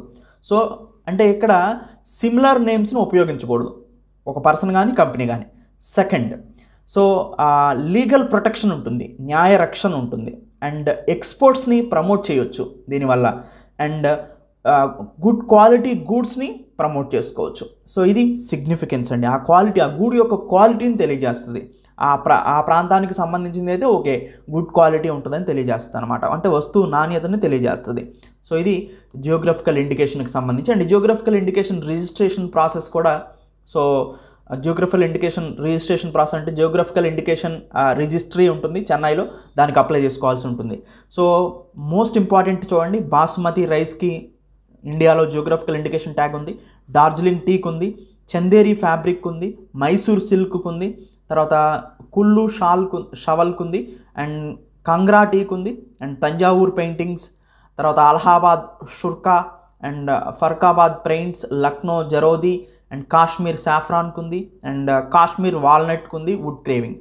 సో వీటన్నిటికీ కూడా జియోగ్రఫికల్ ఇండికేషన్ ఉంది అన్నమాట. నెక్స్ట్ ఒక ఇంపార్టెంట్ క్వశ్చన్ ఒకసారి చూద్దాం. ఇక్కడ India enacted the geographical indication of goods Registration and Protection Act 1999 in order to comply with the obligation to World Trade Organization. World Trade Organizationలో trade related intellectual property rights TRIPS అనే agreement ఉంటుందండి. ఈ ట్రిప్స్ అనే అగ్రిమెంట్కి ఆబ్లిగేషన్గా మనం ఇండియాలో geographical indication of goods and registration of protection act 1999ని మనం అడాప్ట్ చేసుకోవడం జరిగింది అకార్డింగ్ టు WTO ట్రిప్స్ నామ్స్ని బేస్ చేసుకొని. ఇది ఇంతకుముందు UPSC సివిల్ సర్వీస్లో అడిగిన MCQ అండి. నెక్స్ట్, రీసెంట్గా ఒక ఇంపార్టెంట్ గ్రూప్ డిస్కషన్స్ జరిగిందండి. అదేంటంటే G20 అగ్రికల్చర్ డిప్యూటీస్ గ్రూప్ అనేది సమావేశం జరిగింది. గ్రూప్ ఆఫ్ 20 మీటింగ్ మనందరికీ తెలుసు ఇండియాలో జరిగిందండి, న్యూఢిల్లీలో. G20 అగ్రికల్చర్ డిప్యూటీస్ గ్రూప్ అనేది, so G20 agriculture deputy groups సమావేశం జరిగింది. ఈ సమావేశంలో ఒక 2 ఇంపార్టెంట్ పాయింట్స్ ఉన్నాయండి. ఒకటి Deccan high level principles on food security and nutrition 2023. అంటే ఫుడ్ సెక్యూరిటీ మీద దీన్ని మేజర్గా కాన్సన్ట్రేషన్ చేశారు. ఇది ఫస్ట్ వన్. అంటే ఆహార భద్రత అనేది మోస్ట్ ఇంపార్టెంట్. ఆహార భద్రత అంటే ప్రజలందరికీ ఆహారం అందుబాటులో ఉండాలండి, తక్కువ రేట్లో అందుబాటులో ఉండాలి, అందరూ తినగలిగే స్థితిలో ఉండాలి, దాంట్లో న్యూట్రియంట్ కంటెంట్ కూడా ఉండాలి. సో ఇది ఫస్ట్ పాయింట్. సెకండ్ పాయింట్, ఈ G20 agriculture deputy group concentration చేసింది రీసెర్చ్ జరగాలండి. వేటి మీద? మిల్లెట్స్ మీద, యాన్సెంట్ గ్రెయిన్స్ మీద, తృణధాన్యాల మీద, పురాతన ధాన్యాల మీద రీసెర్చ్ జరగాలి. ఎందుకంటే అండి, ఓల్డెన్ డేస్లో పీపుల్ స్ట్రాంగ్గా ఉండేవాళ్ళు, కానీ ఇప్పుడు పీపుల్ స్ట్రాంగ్గా ఉండట్లేదు. ఆ అంశాన్ని దృష్టిలో పెట్టుకొని పూర్వకాలంలో ప్రజలు తిన్నటువంటి గ్రెయిన్స్ పెస్టిసైడ్స్ అండ్ ఫెర్టిలైజర్స్ లేని రైస్ కాబట్టి వాటి మీద రీసెర్చ్ జరగాలి. అంటే మిల్లెట్స్ మీద అండ్ యాన్సెంట్ గ్రెయిన్స్, పురాతన ధాన్యాల మీద రీసెర్చ్ జరగాలి. ఇదొక పాయింట్. అండ్ ఫుడ్ సెక్యూరిటీ, ఆహార లభ్యత అందరికీ ఉండాలి. ఈ 2 పాయింట్స్ మీద G20 అగ్రికల్చర్ డిప్యూటీ గ్రూప్ అనేది సో ఇండియాలో సమావేశం జరిగిందండి. అందుకని ఇది రీసెంట్గా న్యూస్లో ఉంది. అయితే మోస్ట్ ఇంపార్టెంట్ ఏంటి, ఈ మీటింగ్ యొక్క సారాంశాన్ని మనం గమనించినట్లయితే ఒకటి మోస్ట్ ఇంపార్టెంట్ ఫుడ్ సెక్యూరిటీ అండి, ఆహార భద్రత. ఇండియాలో కూడా మనందరికీ తెలుసు ఫుడ్ సెక్యూరిటీ యాక్ట్ ఉంది 2013కు సంబంధించి. మోస్ట్ ఇంపార్టెంట్ అండి, ఇయర్ గుర్తుపెట్టుకోండి. ఫుడ్ సెక్యూరిటీ యాక్ట్ ఎప్పుడు చేశారు? 2013లో చేశారు. దీని ప్రకారం ఏంటి, ఇండియాలో రేషన్ బియ్యాన్ని అందిస్తున్నారు, సెంట్రల్ గవర్నమెంటే ప్రొవైడ్ చేస్తూ ఉంటుందండి. ఈ ఫుడ్ సెక్యూరిటీ యాక్ట్ ప్రకారం ఏంటి, 1 కేజీ రైస్ని 3 రూపీస్కి ప్రొవైడ్ చేస్తుంది. ఆంధ్రప్రదేశ్లో లేదా తెలంగాణలో 1 రూపీకి ఇస్తున్నారంటే మిగతా 2 రూపాయల సబ్సిడీ కూడా స్టేట్ గవర్నమెంట్ పెట్టుకుంటుందని అర్థం. సో యాక్చువల్గా సెంట్రల్ గవర్నమెంట్ నుంచి స్టేట్ గవర్నమెంట్కి వచ్చేటప్పుడు 1 కేజీ 3 రూపాయలకి ఇస్తారండి. అండ్ 1 కేజీ గోధుమలు వచ్చేసి సో 2 రూపాయలు, సెరియల్స్ ధాన్యాలు వచ్చేసి 1 కేజీ 1 రూపాయికి ప్రొవైడ్ చేయడం జరుగుతుందన్నమాట. ఇది ఫుడ్ సెక్యూరిటీ యాక్ట్స్, ఆహార భద్రతా చట్టం 2013 చేశారు. దీని యొక్క ముఖ్య ఉద్దేశం ఏంటి, purest of the poor people or poor people below poverty line people ఎవరైతే ఉన్నారో వీళ్ళకి రేషన్ కార్డు ఉంటుంది. ఈ రేషన్ కార్డుని బేస్ చేసుకొని వీళ్ళకి ఆహారాన్ని ప్రొవైడ్ చేస్తారు. అంటే పూర్ పీపుల్కి ఎప్పుడు కూడా ఆకలితో వాళ్ళు ఉండకూడదు అనే ఉద్దేశంతో ఈ ఆహార భద్రత అంటే అందరికీ ఆహారాన్ని లభింపజేయాలి అనే ఉద్దేశంతో ఈ ఫుడ్ సెక్యూరిటీ యాక్ట్ 2013 చేశారు. సో ఇది రైట్ టు ఫుడ్ని ప్రొవైడ్ చేసిందండి. According to article 21 of the Indian constitution, right to food, ఆహారాన్ని పొందే హక్కు ప్రజలకు ఉంది అనే దాన్ని తెలియజేస్తుంది ఇది. సో అందరికీ అవైలబిలిటీ అంటే ఫుడ్, ఆహార లభ్యత ఉండాలి, స్టెబిలిటీ ఉండాలి అండ్ యాక్సెస్, అందరికీ ఆహారం అందుబాటులో ఉండాలి, యూటిలైజేషన్, సో రిసోర్సెస్ని యూటిలైజ్ చేసుకోవాలి. ఇది food security and nutrition. So ఇది ఫస్ట్ది, ఈ కాన్ఫరెన్స్ యొక్క ముఖ్య ఉద్దేశం food security. Second, nutrient food అందరికీ అందాలండి. ఓన్లీ ఆహారం లభ్యమైతే సరిపోదు, అందరికీ కూడా న్యూట్రియంట్ ఫుడ్ అందాలి. సో అంటే ఆహారంలో పోషకాలు ఉండాలి. ఇది సెకండ్ మోస్ట్ ఇంపార్టెంట్ పాయింట్ అండి. And third important point already మనం చూసాం. సో రీసెర్చ్ చేయాలి యాన్సెంట్ గ్రెయిన్స్ మీద అండ్ మిల్లెట్స్ మీద. సో మిల్లెట్ కన్సంప్షన్ అందుకని ఇండియాలో రాను కొద్దిగా ఇంక్రీజ్ అవుతుంది. సో ఎనీవే అండి, ఈ డిక్లరేషన్లో 7 ప్రిన్సిపల్స్ ఉన్నాయండి. అంటే G20 గ్రూప్ ఏదైతే ప్రజెంట్ ఉండిందో G20 agriculture deputies group, simple అండి. G20కి సంబంధించిన వ్యవసాయానికి సంబంధించిన కొంతమంది డిప్యూటీ సెక్రటరీస్కి సంబంధించిన ఒక గ్రూప్ అనమాట ఇది. సో వీళ్ళ ఉద్దేశం ప్రకారం 7 ప్రిన్సిపల్స్ని వీళ్ళు ఇచ్చారండి ఈ మీటింగ్లో. ఒకటి, హ్యుమానిటేరియన్ అసిస్టెన్స్, మానవ సహాయం అవసరం, food production and food security, ఆహార భద్రత, ఆహార రక్షణ అవసరం, క్లైమేట్ స్మార్ట్ అప్రోచ్, వాతావరణ పరిస్థితులను తగ్గట్టు వాతావరణ పరిస్థితులను తట్టుకొని ఆహారాన్ని పండించేటువంటి పంటలను పెంచాలి. Inclusive of agriculture food system. Yes, వ్యవసాయం ద్వారా పండించేటువంటి పంటలు ఎక్కువ భాగం ఆహారంలో వాడుతుంటాం కాబట్టి వాటిని గురించి. అండ్ వన్ హెల్త్ అప్రోచ్, అందరూ కూడా కామన్గా హెల్త్ ప్రాక్టీసెస్ని ఫాలో అయితే నెగిటివిటీస్ అండ్ పాజిటివిటీస్ ఏమన్నాయో తెలుస్తాయి. And digitalization of agriculture sector, వ్యవసాయాన్ని డిజిటలీకరణ చేయటం ద్వారా ఏ పంట ఎంత పండుతుంది, ఏ పంట ఎంత విస్తీర్ణంలో పండిస్తున్నారు, సో ఏ ఏరియాల్లో ఏవి ఎక్కువగా తింటున్నారు అనేది పూర్తిగా మనకి అర్థమవుతుంది. Scaling responsible. సో ఇవన్నీ కూడా 7 ఇంపార్టెంట్ ప్రిన్సిపల్స్ అండి. సో మొత్తం మీద వీళ్ళ యొక్క ముఖ్య ఉద్దేశం ఏంటంటే ప్రపంచవ్యాప్తంగా గ్లోబల్ హంగర్ని కంబాట్ చేయాలండి. అంటే ప్రపంచంలో ఆహారం లేదా ప్రపంచంలో ఆకలితో అలమటిస్తున్న వాళ్ళ శాతాన్ని తగ్గించాలి. న్యూట్రియంట్స్ని ప్రొవైడ్ చేయాలి ఆహార లభ్యతతో పాటుగా.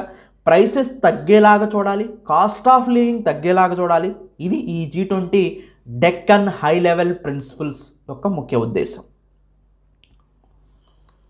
నెక్స్ట్, క్యాష్ రిజర్వ్ రేషియో అనేది రిజర్వ్ బ్యాంక్ ఆఫ్ ఇండియా యొక్క ఒక ఇంపార్టెంట్ టూల్ అండి. ఏం టూల్ అండి ఇది? మానిటరీ పాలసీ యొక్క టూల్.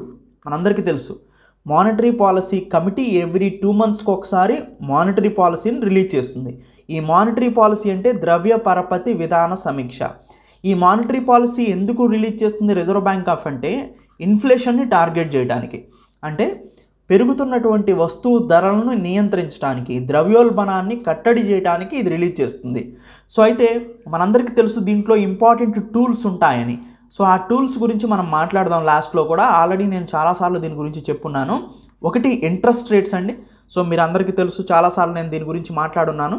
సో అయినా కానీ ఒకసారి మళ్ళీ దీన్ని టచ్ చేసి వెళ్తాను.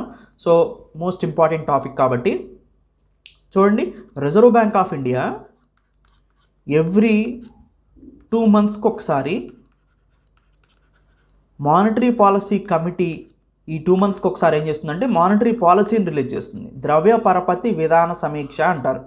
మానిటరీ పాలసీ కమిటీ అంటే ద్రవ్య పరపతి విధాన సమీక్ష కమిటీ అంటారు. ఈ మానిటరీ పాలసీలో మనకి 3 types ఆఫ్ టూల్స్ ఉంటాయండి. ఒకటి ఇంట్రెస్ట్ రేట్స్, వడ్డీ రేట్లను మార్చడం ద్వారా సిస్టంలో లిక్విడిటీని ఇంక్రీజ్ చేసి డిక్రీజ్ చేసి ఇన్ఫ్లేషన్ని కంట్రోల్ చేయటం. ఇంకొకటి రిజర్వ్ రేషియోస్, సో నిల్వల నిష్పత్తి, సో రిజర్వ్ రేషియోస్. మూడోది ఓపెన్ మార్కెట్ ఆపరేషన్స్. 3 రకాలు ఉంటాయండి.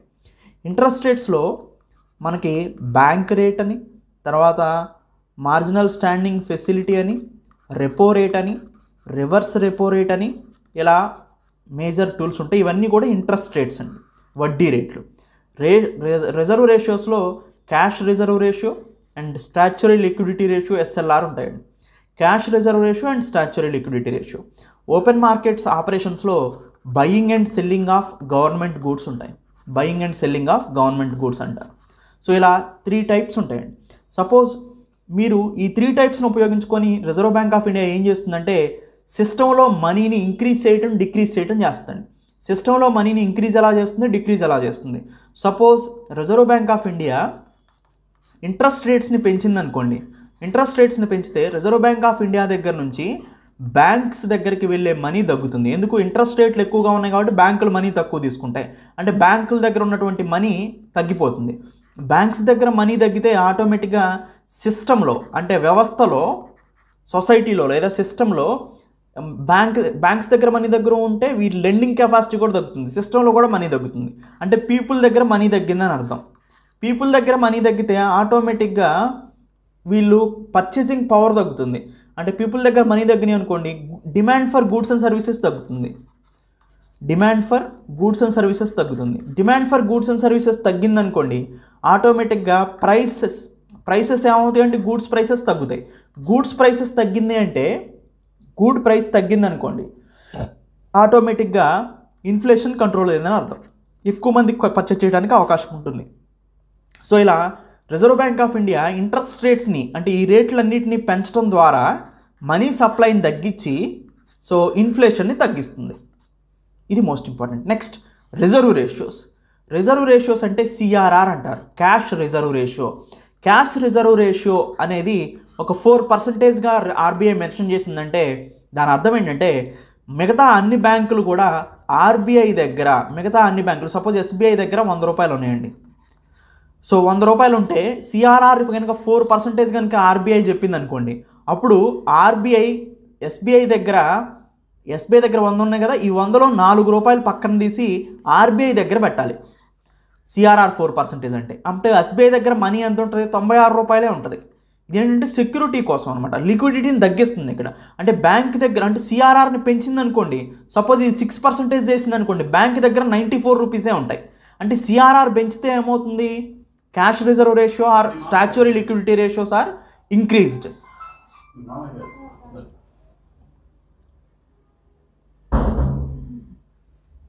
సో సిఆర్ఆర్ ఇంక్రీజ్ అయిందనుకోండి, సిఆర్ఆర్ ఇంక్రీజ్ అయితే ఆటోమేటిక్గా, సో సిఆర్ఆర్ ఇంక్రీజ్ అయితే 4% ఇంక్రీజ్ అయింది. సిఆర్ఆర్ 4 నుంచి 6% ఇంక్రీజ్ అయింది. సిఆర్ఆర్ ఇంక్రీజ్ అయితే ఏమవుతుంది? బ్యాంక్ లిక్విడిటీ తగ్గుతుంది. బ్యాంక్ లిక్విడిటీ తగ్గిందనుకోండి, సో ఇబ్బంది ఏం లేదు. సో బ్యాంక్ లిక్విడిటీ తగ్గితే ఏమవుతుంది? ఒకటే ఇబ్బంది వస్తుంది. ఏంటి?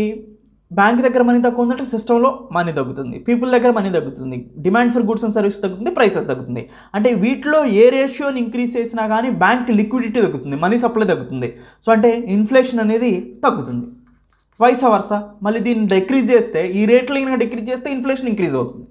సో ఎస్ఎల్ఆర్ అంటే ఏంటంటే, సపోజ్ ఒక 20% ఉందనుకోండి ఎస్ఎల్ఆర్, బ్యాంక్ దగ్గర 100 రూపాయలు ఉంటే 20 రూపీస్ తీసి తన దగ్గరే పెట్టుకోవాలి, బ్యాంక్ తన దగ్గర ఉంచుకుంటుంది, మిగతా 80 రూపీసే లెండింగ్ ఉంటుంది అనమాట. సో ఇది ఎస్ఎల్ఆర్ ఎంతైతే పర్సెంటేజ్ ఉంటుందో అంత తన దగ్గర పక్కన పెట్టుకోవాలి.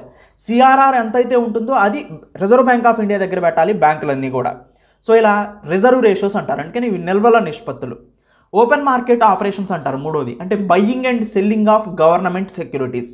అంటే గవర్నమెంట్ సెక్యూరిటీస్ని పర్చేజ్ చేయటం అండి. సపోజ్ బ్యాంక్ దగ్గర reserve Bank of India SBI దగ్గర నుంచి ఒక గవర్నమెంట్ సెక్యూరిటీ ఒక 10,000 కోట్లు ఉందనుకోండి, దీన్ని పర్చేజ్ చేసింది రిజర్వ్ బ్యాంక్ ఆఫ్ ఇండియా, వెనక్కి తీసుకుంది ఈ 10,000 కోట్లు ఎస్బీఐకి ఇచ్చేయాల్సిందే.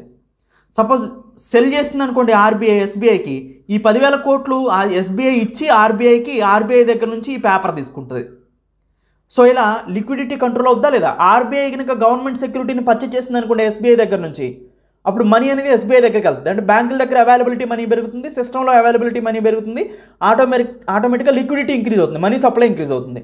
లేదు ఆర్బీఐ అమ్మిందనుకోండి గవర్నమెంట్ సెక్యూరిటీని, ఎస్బీఐ ఏంటి కొనుక్కుంది అనుకోండి, ఎస్బీఐ మనీ చెల్లిస్తుంది కాబట్టి ఎస్బీఐ దగ్గర అవైలబిలిటీ మనీ తగ్గుతుంది, ఆటోమేటిక్గా సిస్టంలో లిక్విడిటీ తగ్గుతుంది. సిస్టంలో లిక్విడిటీ తగ్గిందంటే ఆటోమేటిక్గా మనీ సప్లై తగ్గిందని అర్థం. మనీ సప్లై తగ్గితే demand for goods and services తగ్గుతుంది, ప్రైస్ తగ్గుతుంది. సో అంటే ఆర్బీఐ అనేది సెక్యూరిటీస్ని అంటే సింపుల్ అండి, ఏం లేదు, బాండ్స్ని అమ్మినప్పుడు ఆర్బీఐ అమ్మితే మనీ సప్లై సిస్టంలో తగ్గుతుంది, ఆర్బీఐ కొంటే మనీ సప్లై సిస్టంలో పెరుగుతుంది. ఇలా మనీ సప్లైని ఇంక్రీజ్ చేసి డిక్రీజ్ చేసి ఇన్ఫ్లేషన్ని టార్గెట్ చేస్తారు. ఇన్ఫ్లేషన్ ఎంత ఉండాలి? ఒక వస్తువు యొక్క ధరల స్థాయిలో పెరుగుదల అనేది ఓన్లీ 4 ± 2% ఉండాలని. ఇది Reserve Bank of India tolerance limit. అంటే 4 - 2 2, 4 + 2 2, 6%. అంటే ఒక వస్తువు ధర ఓవర్ ఏ పీరియడ్ ఆఫ్ టైంలో 2 to 6% మాత్రమే వేరీ అవ్వాలి. 2 కన్నా తగ్గకూడదు అండ్ 6 కన్నా పెరగకూడదు సిస్టమ్ మొత్తం మీద ఇన్ఫ్లేషన్ అనేది. అలా ఇన్ఫ్లేషన్ని టార్గెట్ చేస్తూ సో మనీ సప్లైని ఇంక్రీజ్ చేస్తూ డిక్రీజ్ చేస్తూ మోడరేట్ ఇన్ఫ్లేషన్ని మెయింటైన్ చేస్తుందండి రిజర్వ్ బ్యాంక్ ఆఫ్ ఇండియా. ద్రవ్యోల్బణం అంటే వస్తువు ధరల స్థాయిలో పెరుగుదలలో ఎక్కువ పెరిగితేనేమో కొనేవాళ్ళు కొనలేరు, తక్కువ అయితేనేమో అమ్మేవాళ్ళు అమ్మలేరు, రెండింటికి మీడియంగా ఉండాలి. అదే 4 ± 2% టాలరెన్స్ లిమిట్. సో ఇప్పుడు మనకు అర్థమైంది కదా క్యాష్ రిజర్వ్ రేషియో అంటే ఏంటో. క్యాష్ రిజర్వ్ రేషియో ఎంతైతే చెప్తారో, సపోజ్ చూడండి కమర్షియల్ బ్యాంక్ అంటే రిజర్వ్ బ్యాంక్ ఆర్బీఐ ఉంది కదా, ఆర్బీఐ సపోజ్ సిఆర్ఆర్ అనేది 5% ఉందనుకోండి, దీని దగ్గర 1000 రూపీస్ ఉన్నాయి. సో కమర్షియల్ బ్యాంక్ దగ్గర అంటే ఒక ఎస్బీఐ దగ్గర, కమర్షియల్ బ్యాంకే కదా ఇది, 1000 రూపీస్ ఉన్నాయండి. సిఆర్ఆర్ 5% అంటే ఏంటంటే, సపోజ్ ఈ 5% సిఆర్ఆర్ అంటే 1000లో 5% అంటే 50 రూపీస్. 50 రూపీస్ ఆర్బీఐ దగ్గర పెట్టాలండి. అంటే ఈ 1000 దీని దగ్గర ఉంటే 50 రూపాయలు సిఆర్ఆర్ కింద పెట్టేసేయాలి రిజర్వ్ బ్యాంక్ ఆఫ్ ఇండియా దగ్గర. అప్పుడు దీని దగ్గర ఎంత ఉంటుంది? 950 రూపీస్ మాత్రమే ఉంటుంది. సిఆర్ఆర్ని ఇంకా పెంచారనుకోండి, సో 5% నుంచి 10%కి పెంచారనుకోండి, అప్పుడు 100 రూపాయలు ఆర్బీఐ దగ్గర పెట్టాలి. అప్పుడు దీని దగ్గర 900 ఉంటుంది. అంటే ఇక్కడ బ్యాంక్ దగ్గర అవైలబిలిటీ మనీ ఏమైందండి? తగ్గింది. సిఆర్ఆర్ని పెంచితే బ్యాంక్ దగ్గర అవైలబిలిటీ మనీ అనేది తగ్గింది. బ్యాంక్ దగ్గర అవైలబిలిటీ మనీ తగ్గిందంటే సిస్టంలో లిక్విడిటీ తగ్గిందని అర్థం. సిస్టంలో లిక్విడిటీ తగ్గితే ఆటోమేటిక్గా ఏమవుతుందండి, సిస్టంలో లిక్విడిటీ తగ్గితే demand for goods and services కూడా తగ్గుతుంది. Demand for goods and services తగ్గితే గూడ్స్ అండ్ సర్వీసెస్ డిమాండ్ తగ్గిందంటే వాటి యొక్క ధరలు కూడా తగ్గుతాయి. సో ఇన్ఫ్లేషన్ తగ్గిందా లేదా, ఇక్కడ ద్రవ్యోల్బణం తగ్గింది. వస్తు ధరల స్థాయిలో పెరుగుదలనే కదా ద్రవ్యోల్బణంగా మనం చెప్పేది. అంటే సిఆర్ఆర్ని ఇంక్రీజ్ చేస్తే ఏమవుతుందండి, ఎక్సెస్ లిక్విడిటీని కన్జ్యూమ్ చేయొచ్చు. సిఆర్ఆర్ని పెంచితే బ్యాంకులన్నీ కూడా తమ దగ్గర ఉన్న మనీ మొత్తాన్ని ఎక్కువ మొత్తంలో ఆర్బీఐ దగ్గర పెట్టాలి, అంటే బ్యాంకుల దగ్గర మనీ తగ్గుతుంది. రీసెంట్గా ఒక ఇంపార్టెంట్ టర్మినాలజీని తీసుకొచ్చారండి, ఇంక్రిమెంటల్ క్యాష్ రిజర్వ్ రేషియో అంటారు, ఐసిఆర్ఆర్ అంటారు. ఇంక్రిమెంటల్ క్యాష్ రిజర్వ్ రేషియో అంటే ఏంటంటే ఎక్కువగా క్యాష్ రిజర్వ్ రేషియోని ఇంక్రీజ్ చేశారు. ఎంతకి ఇంక్రీజ్ చేశారంటే యాక్చువల్గా ఇది 4% ఉంటుందండి. రీసెంట్గా దీన్ని 10%కి ఇంక్రీజ్ చేశారు August 10, 2023. దానికి ఏం పేరు ఇచ్చారంటే ఇంక్రిమెంటల్ క్యాష్ రిజర్వ్ రేషియో అని ఇచ్చారు. 10% అంటే బ్యాంక్ దగ్గర ప్రతి 100 రూపాయల్లో 10 రూపాయలు తీసుకుపోయి రిజర్వ్ బ్యాంక్ ఆఫ్ ఇండియా దగ్గర పెట్టాలి. ఎందుకు ఇంత పర్సంటేజ్ పెంచారు, బ్యాంక్ దగ్గర లిక్విడిటీని తగ్గించడానికి. బ్యాంక్ దగ్గర ఎందుకని లిక్విడిటీ తగ్గించాలనుకున్నారు, రీసెంట్గా 2000 నోట్స్ను కూడా మనం విత్డ్రా చేయడం జరిగిందండి. ఎక్కువ మంది 2000 నోట్స్ని వచ్చి డిపాజిట్ చేస్తూ ఉంటారు. ఒకేసారి సపోజ్ 1 కోటి రూపాయలు డిపాజిట్ చేస్తే 2000 నోట్స్, కోటి వెంటనే వెనక్కి ఇవ్వరు, ఫేజ్ వైజ్ ఇస్తారు. అంటే బ్యాంక్ దగ్గర లిక్విడిటీ పెరిగిపోయింది బాగా. దాన్ని కన్జ్యూమ్ చేయాలి అంటే రిజర్వ్ బ్యాంక్ ఆఫ్ ఇండియా ఏం చేయాలి, బ్యాంకుల దగ్గర ఉన్న లిక్విడిటీని సక్ చేయాలి, తీసుకోవాలంటే క్యాష్ రిజర్వ్ రేషియో ఒక్కటే తన దగ్గర ఉంది. క్యాష్ రిజర్వ్ రేషియోలో కనుక పెంచితే బ్యాంకులు తన దగ్గర ఉన్న అమౌంట్లో ఎంతైతే క్యాష్ రిజర్వ్ రేషియో ఉంటుందో పర్సంటేజ్, ఇప్పుడు 10% కదా, బ్యాంక్ దగ్గర ఉన్న మొత్తం మనీలో 10% తీసుకొచ్చి ఆర్బీఐ దగ్గర పెట్టాలి. సో అలా ఆర్బీఐ దగ్గర ఆ బ్యాంక్ అనేది మెయింటైన్ చేస్తుంది అన్నమాట. దీనివల్ల ఇలా 2000 నోట్లు వెనక్కి తిరిగి వచ్చినాయి కదా, వాటన్నిటిని కూడా ఎక్సెస్ లిక్విడిటీని మొత్తం కూడా క్యాప్చర్ చేస్తుంది. సో దానివల్ల ఎక్కువగా ఎక్సెస్ లిక్విడిటీ బ్యాంక్ దగ్గర ఉందనుకోండి, లెండింగ్ చేస్తుంది, సిస్టంలోకి వెళ్తుంది. So demand for goods and services, అందరి దగ్గర మనీ ఉంటాయి పీపుల్ దగ్గర, demand for goods and services increase అవుతుంది. Demand for goods and services inflation increase అవుతుంది. అందుకని ఇన్ఫ్లేషన్ ఇంక్రీజ్ కాకుండా ఉండాలి అంటే బ్యాంకుల దగ్గర మనీని కంట్రోల్ చేయాలి. కాబట్టి ఇంక్రిమెంటల్ క్యాష్ రిజర్వ్ రేషియోని 10% చేస్తే August 10, 2023 రిలీజ్ చేశారు. ఫేజుల వైజ్గా దీన్ని విత్డ్రా చేస్తూ వస్తున్నారు అనమాట. ఇది ఇంక్రిమెంటల్ క్యాష్ రిజర్వ్ రేషియో గురించి కంప్లీట్గా నేను ఇక్కడ మాట్లాడానండి. సో దాని గురించి ఇక్కడ మొత్తం కూడా నేను ప్రొవైడ్ చేశాను, ఒకసారి చూడండి. ఇంక్రిమెంటల్ క్యాష్ రిజర్వ్ రేషియో ఏంటి, సో వాటన్నిటి గురించి, తర్వాత పర్పస్ ఏంటి, తర్వాత క్యాష్ రిజర్వ్ రేషియో అంటే ఏంటి, వీటన్నిటి గురించి ఇప్పుడు నేను మాట్లాడాను. సో డిమానిటైజేషన్ అయిన తర్వాత పరిస్థితి ఏంటి, so quantitative cash reserve ratio కానీ repo rate, reverse repo rate, bank rate, వీటన్నిటి గురించి కూడా మేము మాట్లాడాను. Open market operation, liquidity adjustment facility అంటే repo rate plus reverse repo rate, ఈ రెండింటిని కలిపి మనం లిక్విడిటీ అడ్జస్ట్మెంట్ ఫెసిలిటీ అంటారు. Marginal standing facility, statutory liquidity ratio, SLR, వీటన్నిటి గురించి కూడా నేను మాట్లాడాను. జస్ట్ మీకు డెఫినేషన్స్ కోసం ఇక్కడ నేను ప్రొవైడ్ చేశాను. ఆల్రెడీ నా ఎకానమీ క్లాసెస్లో కూడా మీకు సాలిడ్గా అర్థమవుతుంది.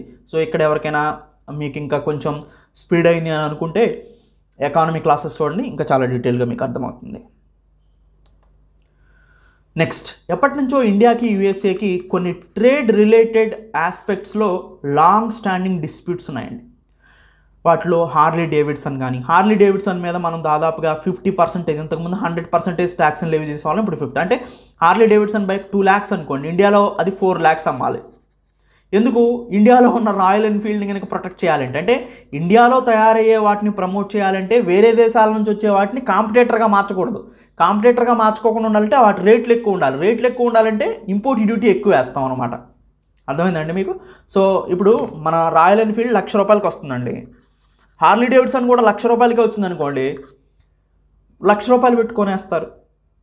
అప్పుడు రాయల్ ఎన్ఫీల్డ్ తగ్గి హార్లీ డేవిడ్సన్ కొంటారు అందరూ. అలా కాకుండా ఉండాలంటే ఏం చేయాలి, రాయల్ ఎన్ఫీల్డ్ అనేది ఇండియాలో తయారవుతుంది, ఇండియా వాటిని ప్రమోట్ చేయడం వల్ల ఏంటి, ఇండియాలో పరిశ్రమ అభివృద్ధి చెందుతుంది. ఇండియాలో పరిశ్రమ అభివృద్ధి చెందితే ఇండియాలో ఉన్న పీపుల్ అనేవాళ్ళు జాబ్స్, ఎక్కువ ఆపర్చునిటీస్ వస్తాయి, ఆటోమేటిక్గా సిస్టమ్ అనేది సర్క్యులర్ అవుతూ ఉంటుంది. కానీ ఇక్కడ మనం గమనించినట్లయితే హార్లీ డేవిడ్సన్ ఆ ప్రైస్కి రాకూడదు. అప్పుడు ఇంపోర్ట్ డ్యూటీ ఇంకొక 1,00,000 వేసారనుకోండి, అంటే 100%, అప్పుడు 2 lakhs అవుతుంది. ఎక్కువ మంది దేన్ని కొంటారు, ఇప్పుడు ఎక్కువ ప్రైస్ ఉంది కాబట్టి హార్లీ డేవిడ్సన్, రాయల్ ఎన్ఫీల్డే కొంటారు. దానివల్ల ఇండియన్ ఎకానమీ డెవలప్ అవుతుంది. సో ఇప్పుడు హార్లీ డేవిడ్సన్ మీద మనం 50% ట్యాక్స్ని లెవీ చేస్తాం. అంటే అదే సపోజ్ 2 లక్షలకు వస్తుంది అనుకోండి, 50% 3 lakhs అమ్మాలి ఇండియాలో. సో రాయల్ ఎన్ఫీల్డ్ మీద తక్కువ ఉంటుంది, 15%, 20% ఉంటుంది అన్నమాట. సో ఇట్లా అందుకని ఇంపోర్ట్ డ్యూటీ అనేది డిస్ప్యూట్గా మారుతూ ఉంటుంది కంట్రీస్ మధ్యలో.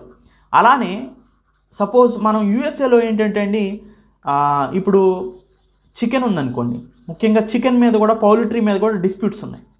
చికెన్ ఉంటే వీళ్ళు ఏంటంటే లెగ్స్ కానీ సో అదర్ పార్ట్స్ కానీ వీళ్ళు తినరు యూఎస్ఏ వాళ్ళు. సో కానీ మన వాళ్ళు లెగ్ పీసెసే ఎక్కువగా తింటారు. వాళ్ళు ఏం చేస్తున్నారంటే ఈ మధ్యలో పార్ట్ వరకు ఉపయోగించుకొని ఈ లెగ్స్ కానీ అదర్ అన్వాంటెడ్ పార్ట్స్ హెడ్ కానీ ఇవన్నిటిని ఇండియాకి ఎక్స్పోర్ట్ చేస్తూ ఉంటారు, కేఎఫ్సీలకి లేకపోతే మిగతా వాటికి. కానీ ఇండియా దాన్ని అపోజ్ చేస్తూ వచ్చింది, కానీ ఇండియా ఎలో చేయలేక తప్పలేదన్నమాట. సో ఇలా ఈ డిస్ప్యూట్ ఎప్పటి నుంచో కొనసాగుతూ ఉంటుంది పౌల్ట్రీ మీద. సో వీటన్నిటిని పరిష్కరించుకోవాలంటే ఇంటర్నేషనల్ వైజ్గా వరల్డ్ ట్రేడ్ ఆర్గనైజేషన్కి సంబంధించినటువంటి డిస్ప్యూట్ సెటిల్మెంట్ బాడీ ఉంటుందండి, దాంట్లో నెగోషియేట్ చేసుకోవాల్సిన అవసరం ఉంది. సో ఇండియా రీసెంట్గా టరీఫ్స్ని తగ్గించింది కొన్నిటి మీద, అమెరికన్ ప్రొడక్ట్స్ మీద. వాటిలో frozen turkey, frozen duck, fresh, frozen dried and blueberries, cranberries వీటన్నిటి మీద కూడా ఇండియా ఇంతకుముందు ఎక్కువగా టరీఫ్స్ని ఇంపోర్ట్ డ్యూటీని లెవీ చేసేది ఇప్పుడు తగ్గించుకుంది. సో దానివల్ల అమెరికన్ ప్రొడక్ట్స్ అనేది ఇండియాలోకి ఎక్కువగా మనం ఎలో చేస్తామని అర్థం. ఇంతకుముందు రిస్ట్రిక్షన్స్ ఉండేవి, వాటిని తీసేసామని అర్థం. తర్వాత రీసెంట్గా Reserve Bank of India fintech కంపెనీస్ని సెల్ఫ్ రెగ్యులేటరీ ఆర్గనైజేషన్స్గా రికగ్నైజ్ చేసిందండి. ఫిన్టెక్ ఫర్మ్స్ని సెల్ఫ్ రెగ్యులేటరీ ఆర్గనైజేషన్ అంటే తమంతరకు తాముగా నియంత్రించుకునే క్యాపబిలిటీస్ని వాటిని ప్రొవైడ్ చేయడం జరిగిందనమాట. దీనివల్ల రెగ్యులేటరీలో మార్కెట్లో రెగ్యులేటరీ ప్లాట్ఫామ్గా ఇవి మారతాయి. సింపుల్గా డిజిటల్ ఫిన్టెక్ ఫర్మ్స్ అంటే సింపుల్గా ఫోన్పే, గూగుల్ పే ఇలాంటివండి. ఇలాంటి కూడా సెల్ఫ్ రెగ్యులేటరింగ్ ఆర్గనైజేషన్స్గా మారడానికి అవకాశం ఉంది. దీనివల్ల కస్టమర్స్కి ఎక్కువగా సర్వీసెస్ని ప్రొవైడ్ చేయడానికి అవకాశం ఉంటుంది. వాళ్ళు రెగ్యులేట్ చేసుకోవడానికి కొన్ని రిస్ట్రిక్షన్స్ అనేది, ఇన్స్ట్రక్షన్స్ అనేది Reserve Bank of India provide చేసింది. సో ఫిన్టెక్ కంపెనీస్ అంటే ఏంటో ఇక్కడ ఇచ్చాను, నేను చూడండి ఒకసారి. సో ఇవి ఎకానమీకి సంబంధించినటువంటి ఇంపార్టెంట్ టాపిక్స్ అండి. ఇప్పటివరకు మనం మాట్లాడుకున్న అన్ని టాపిక్స్గా మనకి 2 రకాల సమ్మిట్స్ అండి. ఒకటి ఏషియాన్ ఇండియా సమ్మిట్, ఇది 20th సమ్మిట్ అండి, రీసెంట్గా జరిగింది. అండ్ ఇంకొకటి east Asia summit, India and east Asia summit, ఇది 18th సమ్మిట్. సో ఒకసారి కొన్ని ఇంపార్టెంట్ బేసిక్స్ చూసి అప్పుడు దీంట్లోకి వెళ్దాం. ఏషియాన్ అంటారండి, అంటే association of south east Asian nations, ASEAN అంటారు. ఈ ఏషియాన్లో ఎన్ని కంట్రీస్ ఉన్నాయంటే 10 కంట్రీస్ ఉన్నాయండి, 10 దేశాలు ఉన్నాయి. దీన్ని తెలుగులో ఏమంటారు? Association of south east Asian nation అంటే ఆగ్నేయ ఆసియా దేశాలు అంటారు. ఆగ్నేయ ఆసియా దేశాల కూటమి మోస్ట్ ఇంపార్టెంట్ అండి, గుర్తుపెట్టుకోండి. ఆగ్నేయ ఆసియా దేశాల కూటమిలో ఎన్ని దేశాలు ఉంటాయంటే 10 కంట్రీస్ ఉంటాయి.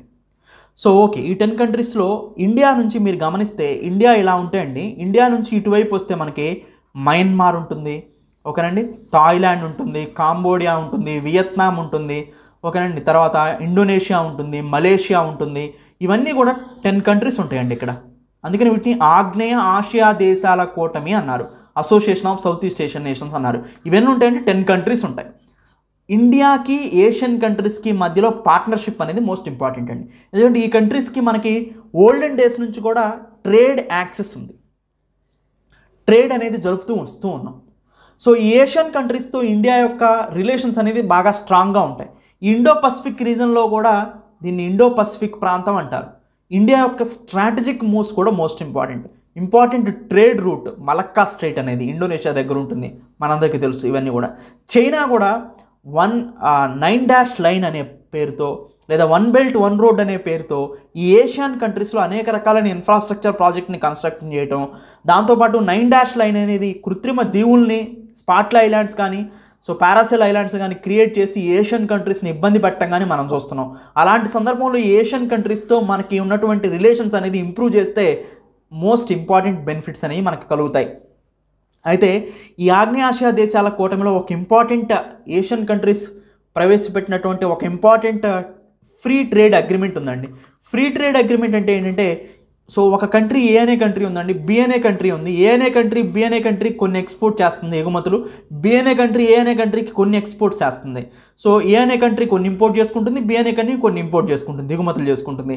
ఎగుమతులు చేసేటప్పుడు కానీ దిగుమతులు చేసేటప్పుడు కానీ టరిఫ్స్ ఫ్రీ, అంటే వీటి మీద ట్యాక్సుల కింద తక్కువ వేసుకొని 2 కంట్రీలు లబ్ధి పొందితే దాన్ని ఫ్రీ ట్రేడ్ అగ్రిమెంట్ అంటారు.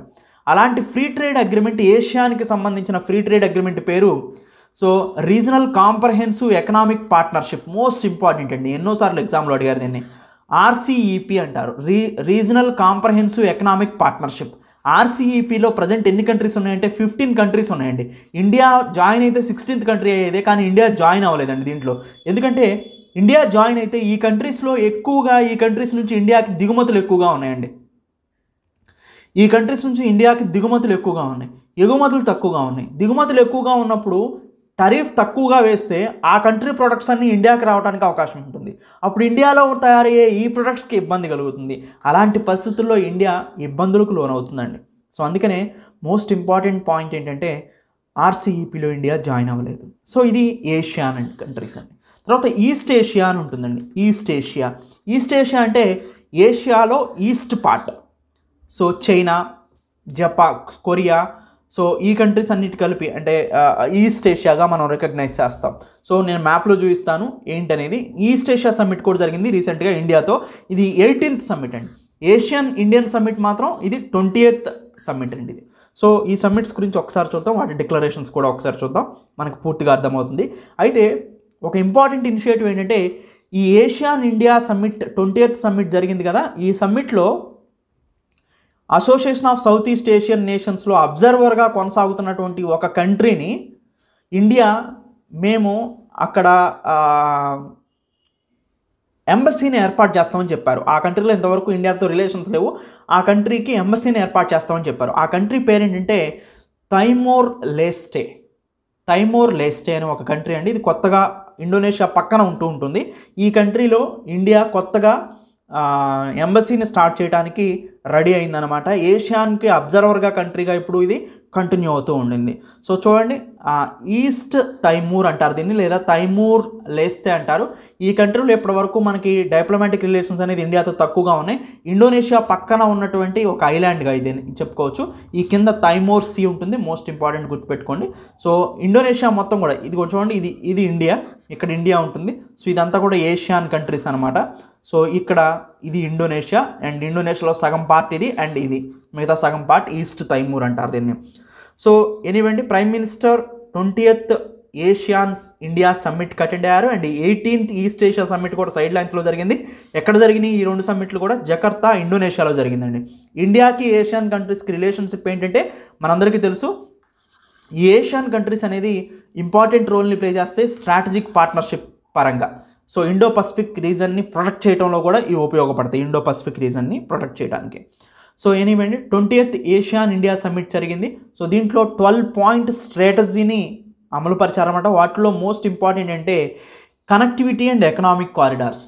అంటే ఈ ఏషియన్ కంట్రీస్కి ఇది చూసాం కదా, ఇటువైపు మొత్తం ఉన్న ఏషియన్ కంట్రీస్, దీంతో కనెక్టివిటీ ఇంప్రూవ్ చేస్తే నార్త్ ఈస్టర్న్ స్టేట్ కూడా డెవలప్ అవుతుందండి. అండ్ జల మార్గాలకు ఎక్కువగా అవకాశం ఉంది వీటికి. సో ఎకనామికల్గా బెనిఫిట్ పొందాలంటే ఎకనామికల్ కారిడార్స్ అండ్ కనెక్టివిటీని ఇంప్రూవ్ చేసుకోవాలి. తర్వాత ఇండియా యొక్క డిజిటల్ పబ్లిక్ ఇన్ఫ్రాస్ట్రక్చర్. సో మనందరికీ తెలుసు, మన ఇండియాలో ఇన్ఫ్రాస్ట్రక్చర్ అనేది డిజిటల్గా బాగా ఇంప్రూవ్ అయింది. బ్యాంకింగ్ సిస్టమ్ కానీ అండ్ అదర్ ఇన్ఫ్రాస్ట్రక్చర్ కానీ పబ్లిక్ సర్వీసెస్ కానీ వాటిని ఏషియాన్కి కోఆపరేషన్గా, పార్ట్నర్షిప్గా సో ఆ కంట్రీస్ కూడా డెవలప్ చేయడానికి ఇండియా ఉపయోగపడుతుంది. And digital future focusing on cooperation and digital transformation and financial connectivity. ఇప్పుడు మనం చెప్పుకున్న పాయింటే economic research institute of Asian and east Asia.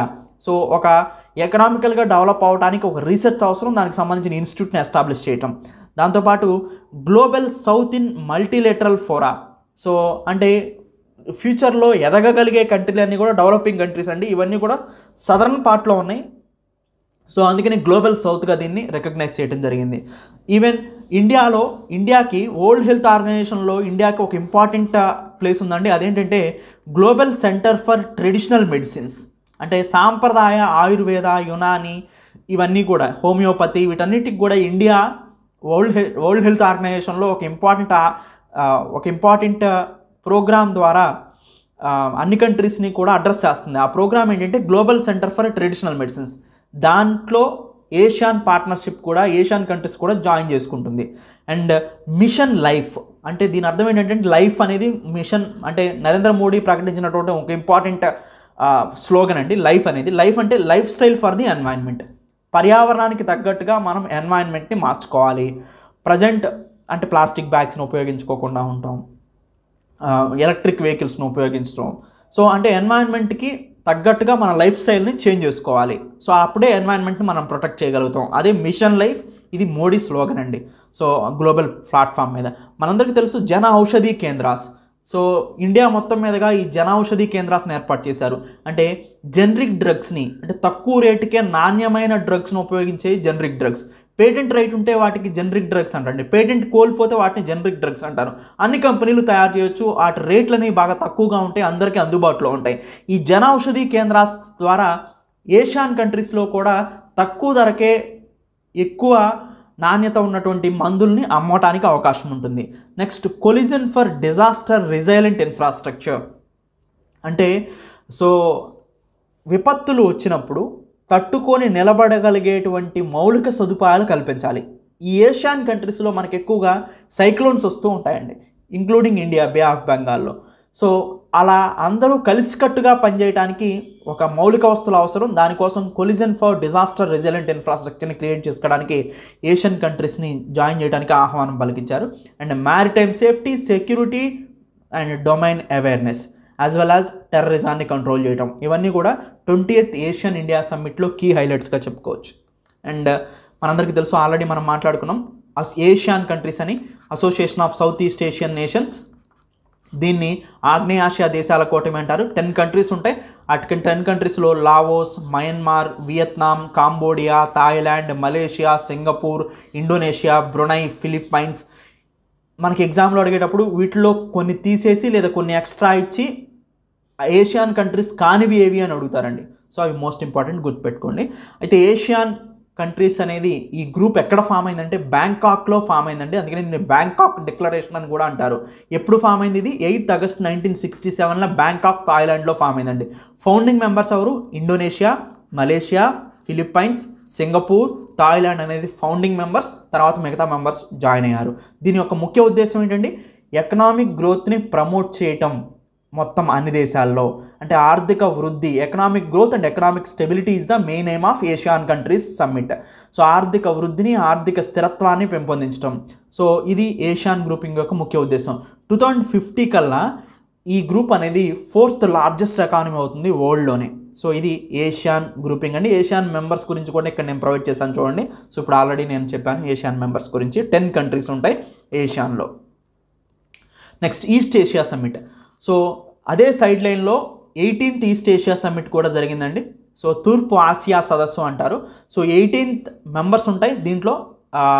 18th east Asia summit, east Asia అంటే తూర్పు ఆసియాలో 18 మెంబర్స్ ఉన్నారండి. 10 ఏమో ఏషియన్ మెంబర్స్, 10 ఏమో ఏషియన్ మెంబర్స్ మనందరికీ తెలుసు. అండ్ 8 డైలాగ్ పార్ట్నర్స్ ఉంటారు. ఈ 8 పార్ట్నర్స్ ఎవరంటే ఈజీగా గుర్తుపెట్టుకుంటూ చూడండి. ఇండియా, చైనా, ఆస్ట్రేలియా, న్యూజిలాండ్ దగ్గరగా ఉంటాయి. Japan, South Korea, Russia, USA. So rivalries అండి, కొన్నేమో రైవలరీస్. రష్యా, యుఎస్ఏ ఈజీగా గుర్తుపెట్టుకోవచ్చు. Russia, USA, Japan, South Korea దగ్గరగా ఉంటాయి. ఇండియా, చైనా అంటే ఆస్ట్రేలియా, న్యూజిలాండ్. అవునా? ఈ 8 ప్లస్ 10 ఏషియన్ కంట్రీస్, మొత్తం 18 మెంబర్స్ ఉంటాయి ఈస్ట్ ఏషియాలో. సో ఈస్ట్ ఏషియా అనేది Malaysian prime minister Mahathir Mohamad దీన్ని 1991లో ప్రపోజ్ చేయడం జరిగింది. సో ఫస్ట్ సమ్మిట్ ఇది కౌలాలంపూర్, మలేషియాలో జరిగింది 14th December 2005. సో 2005 ఇది అఫీషియల్గా ఎస్టాబ్లిష్ అయినట్టు అయింది ఈస్ట్ ఏషియా సమ్మిట్ అనేది. సో ఇది ఈస్ట్ ఏషియా సమ్మిట్ అండి. So India east Asia summit అనేది మోస్ట్ ఇంపార్టెంట్ యాక్ట్ ఈస్ట్ పాలసీని ఇది గుర్తు చేస్తుంది. అంటే యాక్ట్ ఈస్ట్ అంటే ఈస్ట్ వైపుకు చూడాలి, ఓన్లీ వెస్టర్నే కాదు, వెస్టర్న్ కంట్రీస్ మీద అంటే యూఎస్ఏ కానీ మిగతా యూకే కానీ వెస్ట్రన్ కంట్రీస్ మీదే ఫోకస్ కాకుండా ఈ ఏషియాలో ఉన్నటువంటి ఈస్ట్ ఏషియా మీద కూడా కాన్సన్ట్రేషన్ చేయాలి. అదే యాక్ట్ ఈస్ట్ పాలసీ అండి. సో ఈస్ట్ ఏషియా సమ్మిట్ బ్యాంకాంగ్లో November 2019లో జరిగింది. దీంట్లో ఇండో పసిఫిక్ ఓషన్ ఇనిషియేటివ్స్ని కూడా స్టార్ట్ చేయడం జరిగింది. సో ఇది ఈస్ట్ ఏషియా సమ్మిట్ అండి. ప్రజెంట్ జరిగింది 2023లో 18th ఈస్ట్ ఏషియా సమ్మిట్ జరిగింది, గుర్తుపెట్టుకోండి. ఇది మోస్ట్ ఇంపార్టెంట్ పాయింట్. సో కొన్ని ఇంపార్టెంట్ క్వశ్చన్స్ని మనం ఇక్కడ చూద్దాం. So India is a member of which among the following? Asia Pacific economic cooperation. So Asia Pacific economic కోఆపరేషన్లో ఇండియా మెంబర్ కాదండి. Association of south east Asian nations, ASEAN కంట్రీస్లో India member కాదు, only 10 కంట్రీసే ఉంటాయి. సో ఫస్ట్ కాదు, second కాదు. East Asia summit, yes, east Asia సమ్మిట్లో 18 countries ఉంటాయి. 10 ఏమో ఏషియా నుంచి, అండ్ మిగతా 8 మెంబర్స్ మనం ఆల్రెడీ చూసాం. Australia, New Zealand, India, China, and USA, Russia, Japan, South Korea. So these are the 18 countries. That is the East Asia Summit. రీసెంట్గా జరిగింది 18th east Asia Summit 2023.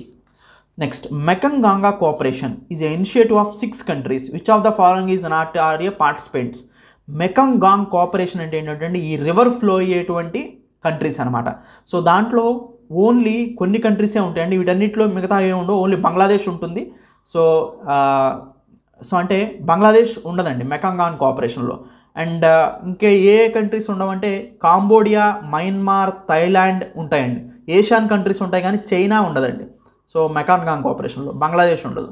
So 1 and 3 లేవండి, మిగతా ఉంటాయి. Cambodia, Myanmar, Thailand, లావోపీడియాస్, Vietnam, ఇవన్నీ కూడా Mekong Gong కోఆపరేషన్లో ముఖ్యమైన పాత్రను పోషిస్తాయి. Next, evaluate the economic and strategic dimensions of India's Look East policy in the context of post cold war international scenario. So దీనికి mains answer writing రాయండి Group 1 వాళ్ళు.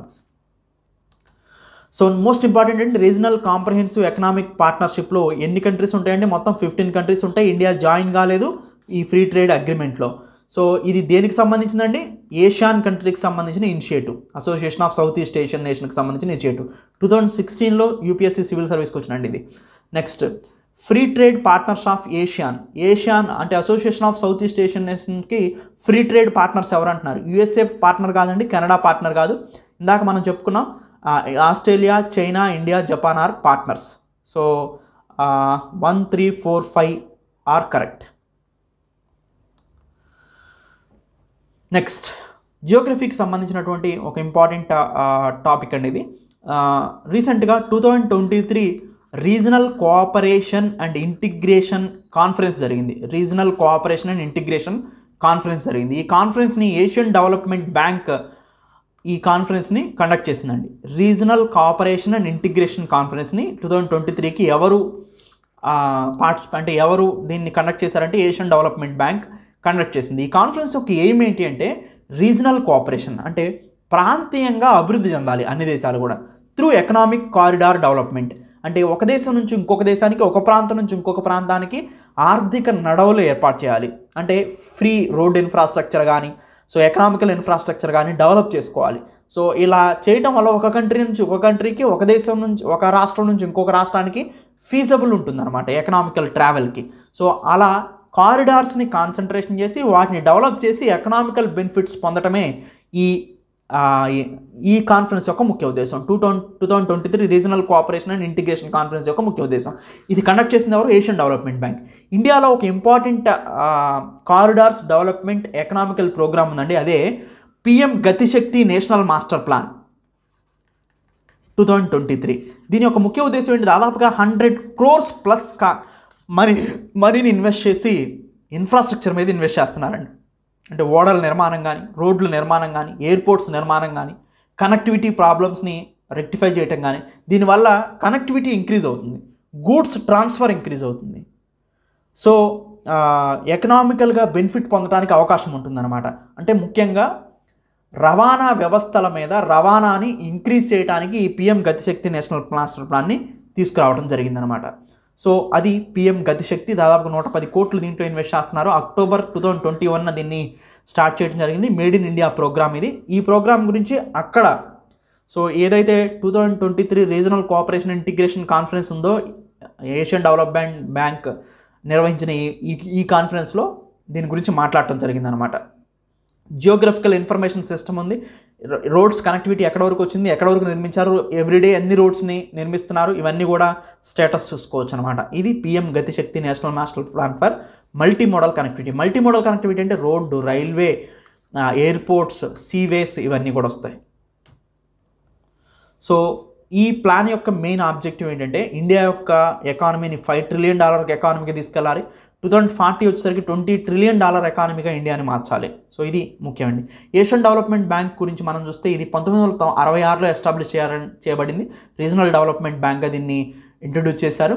ఇండియా కూడా founding member. దీంట్లో 68 మంది సభ్యుల దేశాలుగా ఉంటాయి. 48 ఆసియా నుంచి, 19 అవుట్ సైడ్ ఉంటాయి.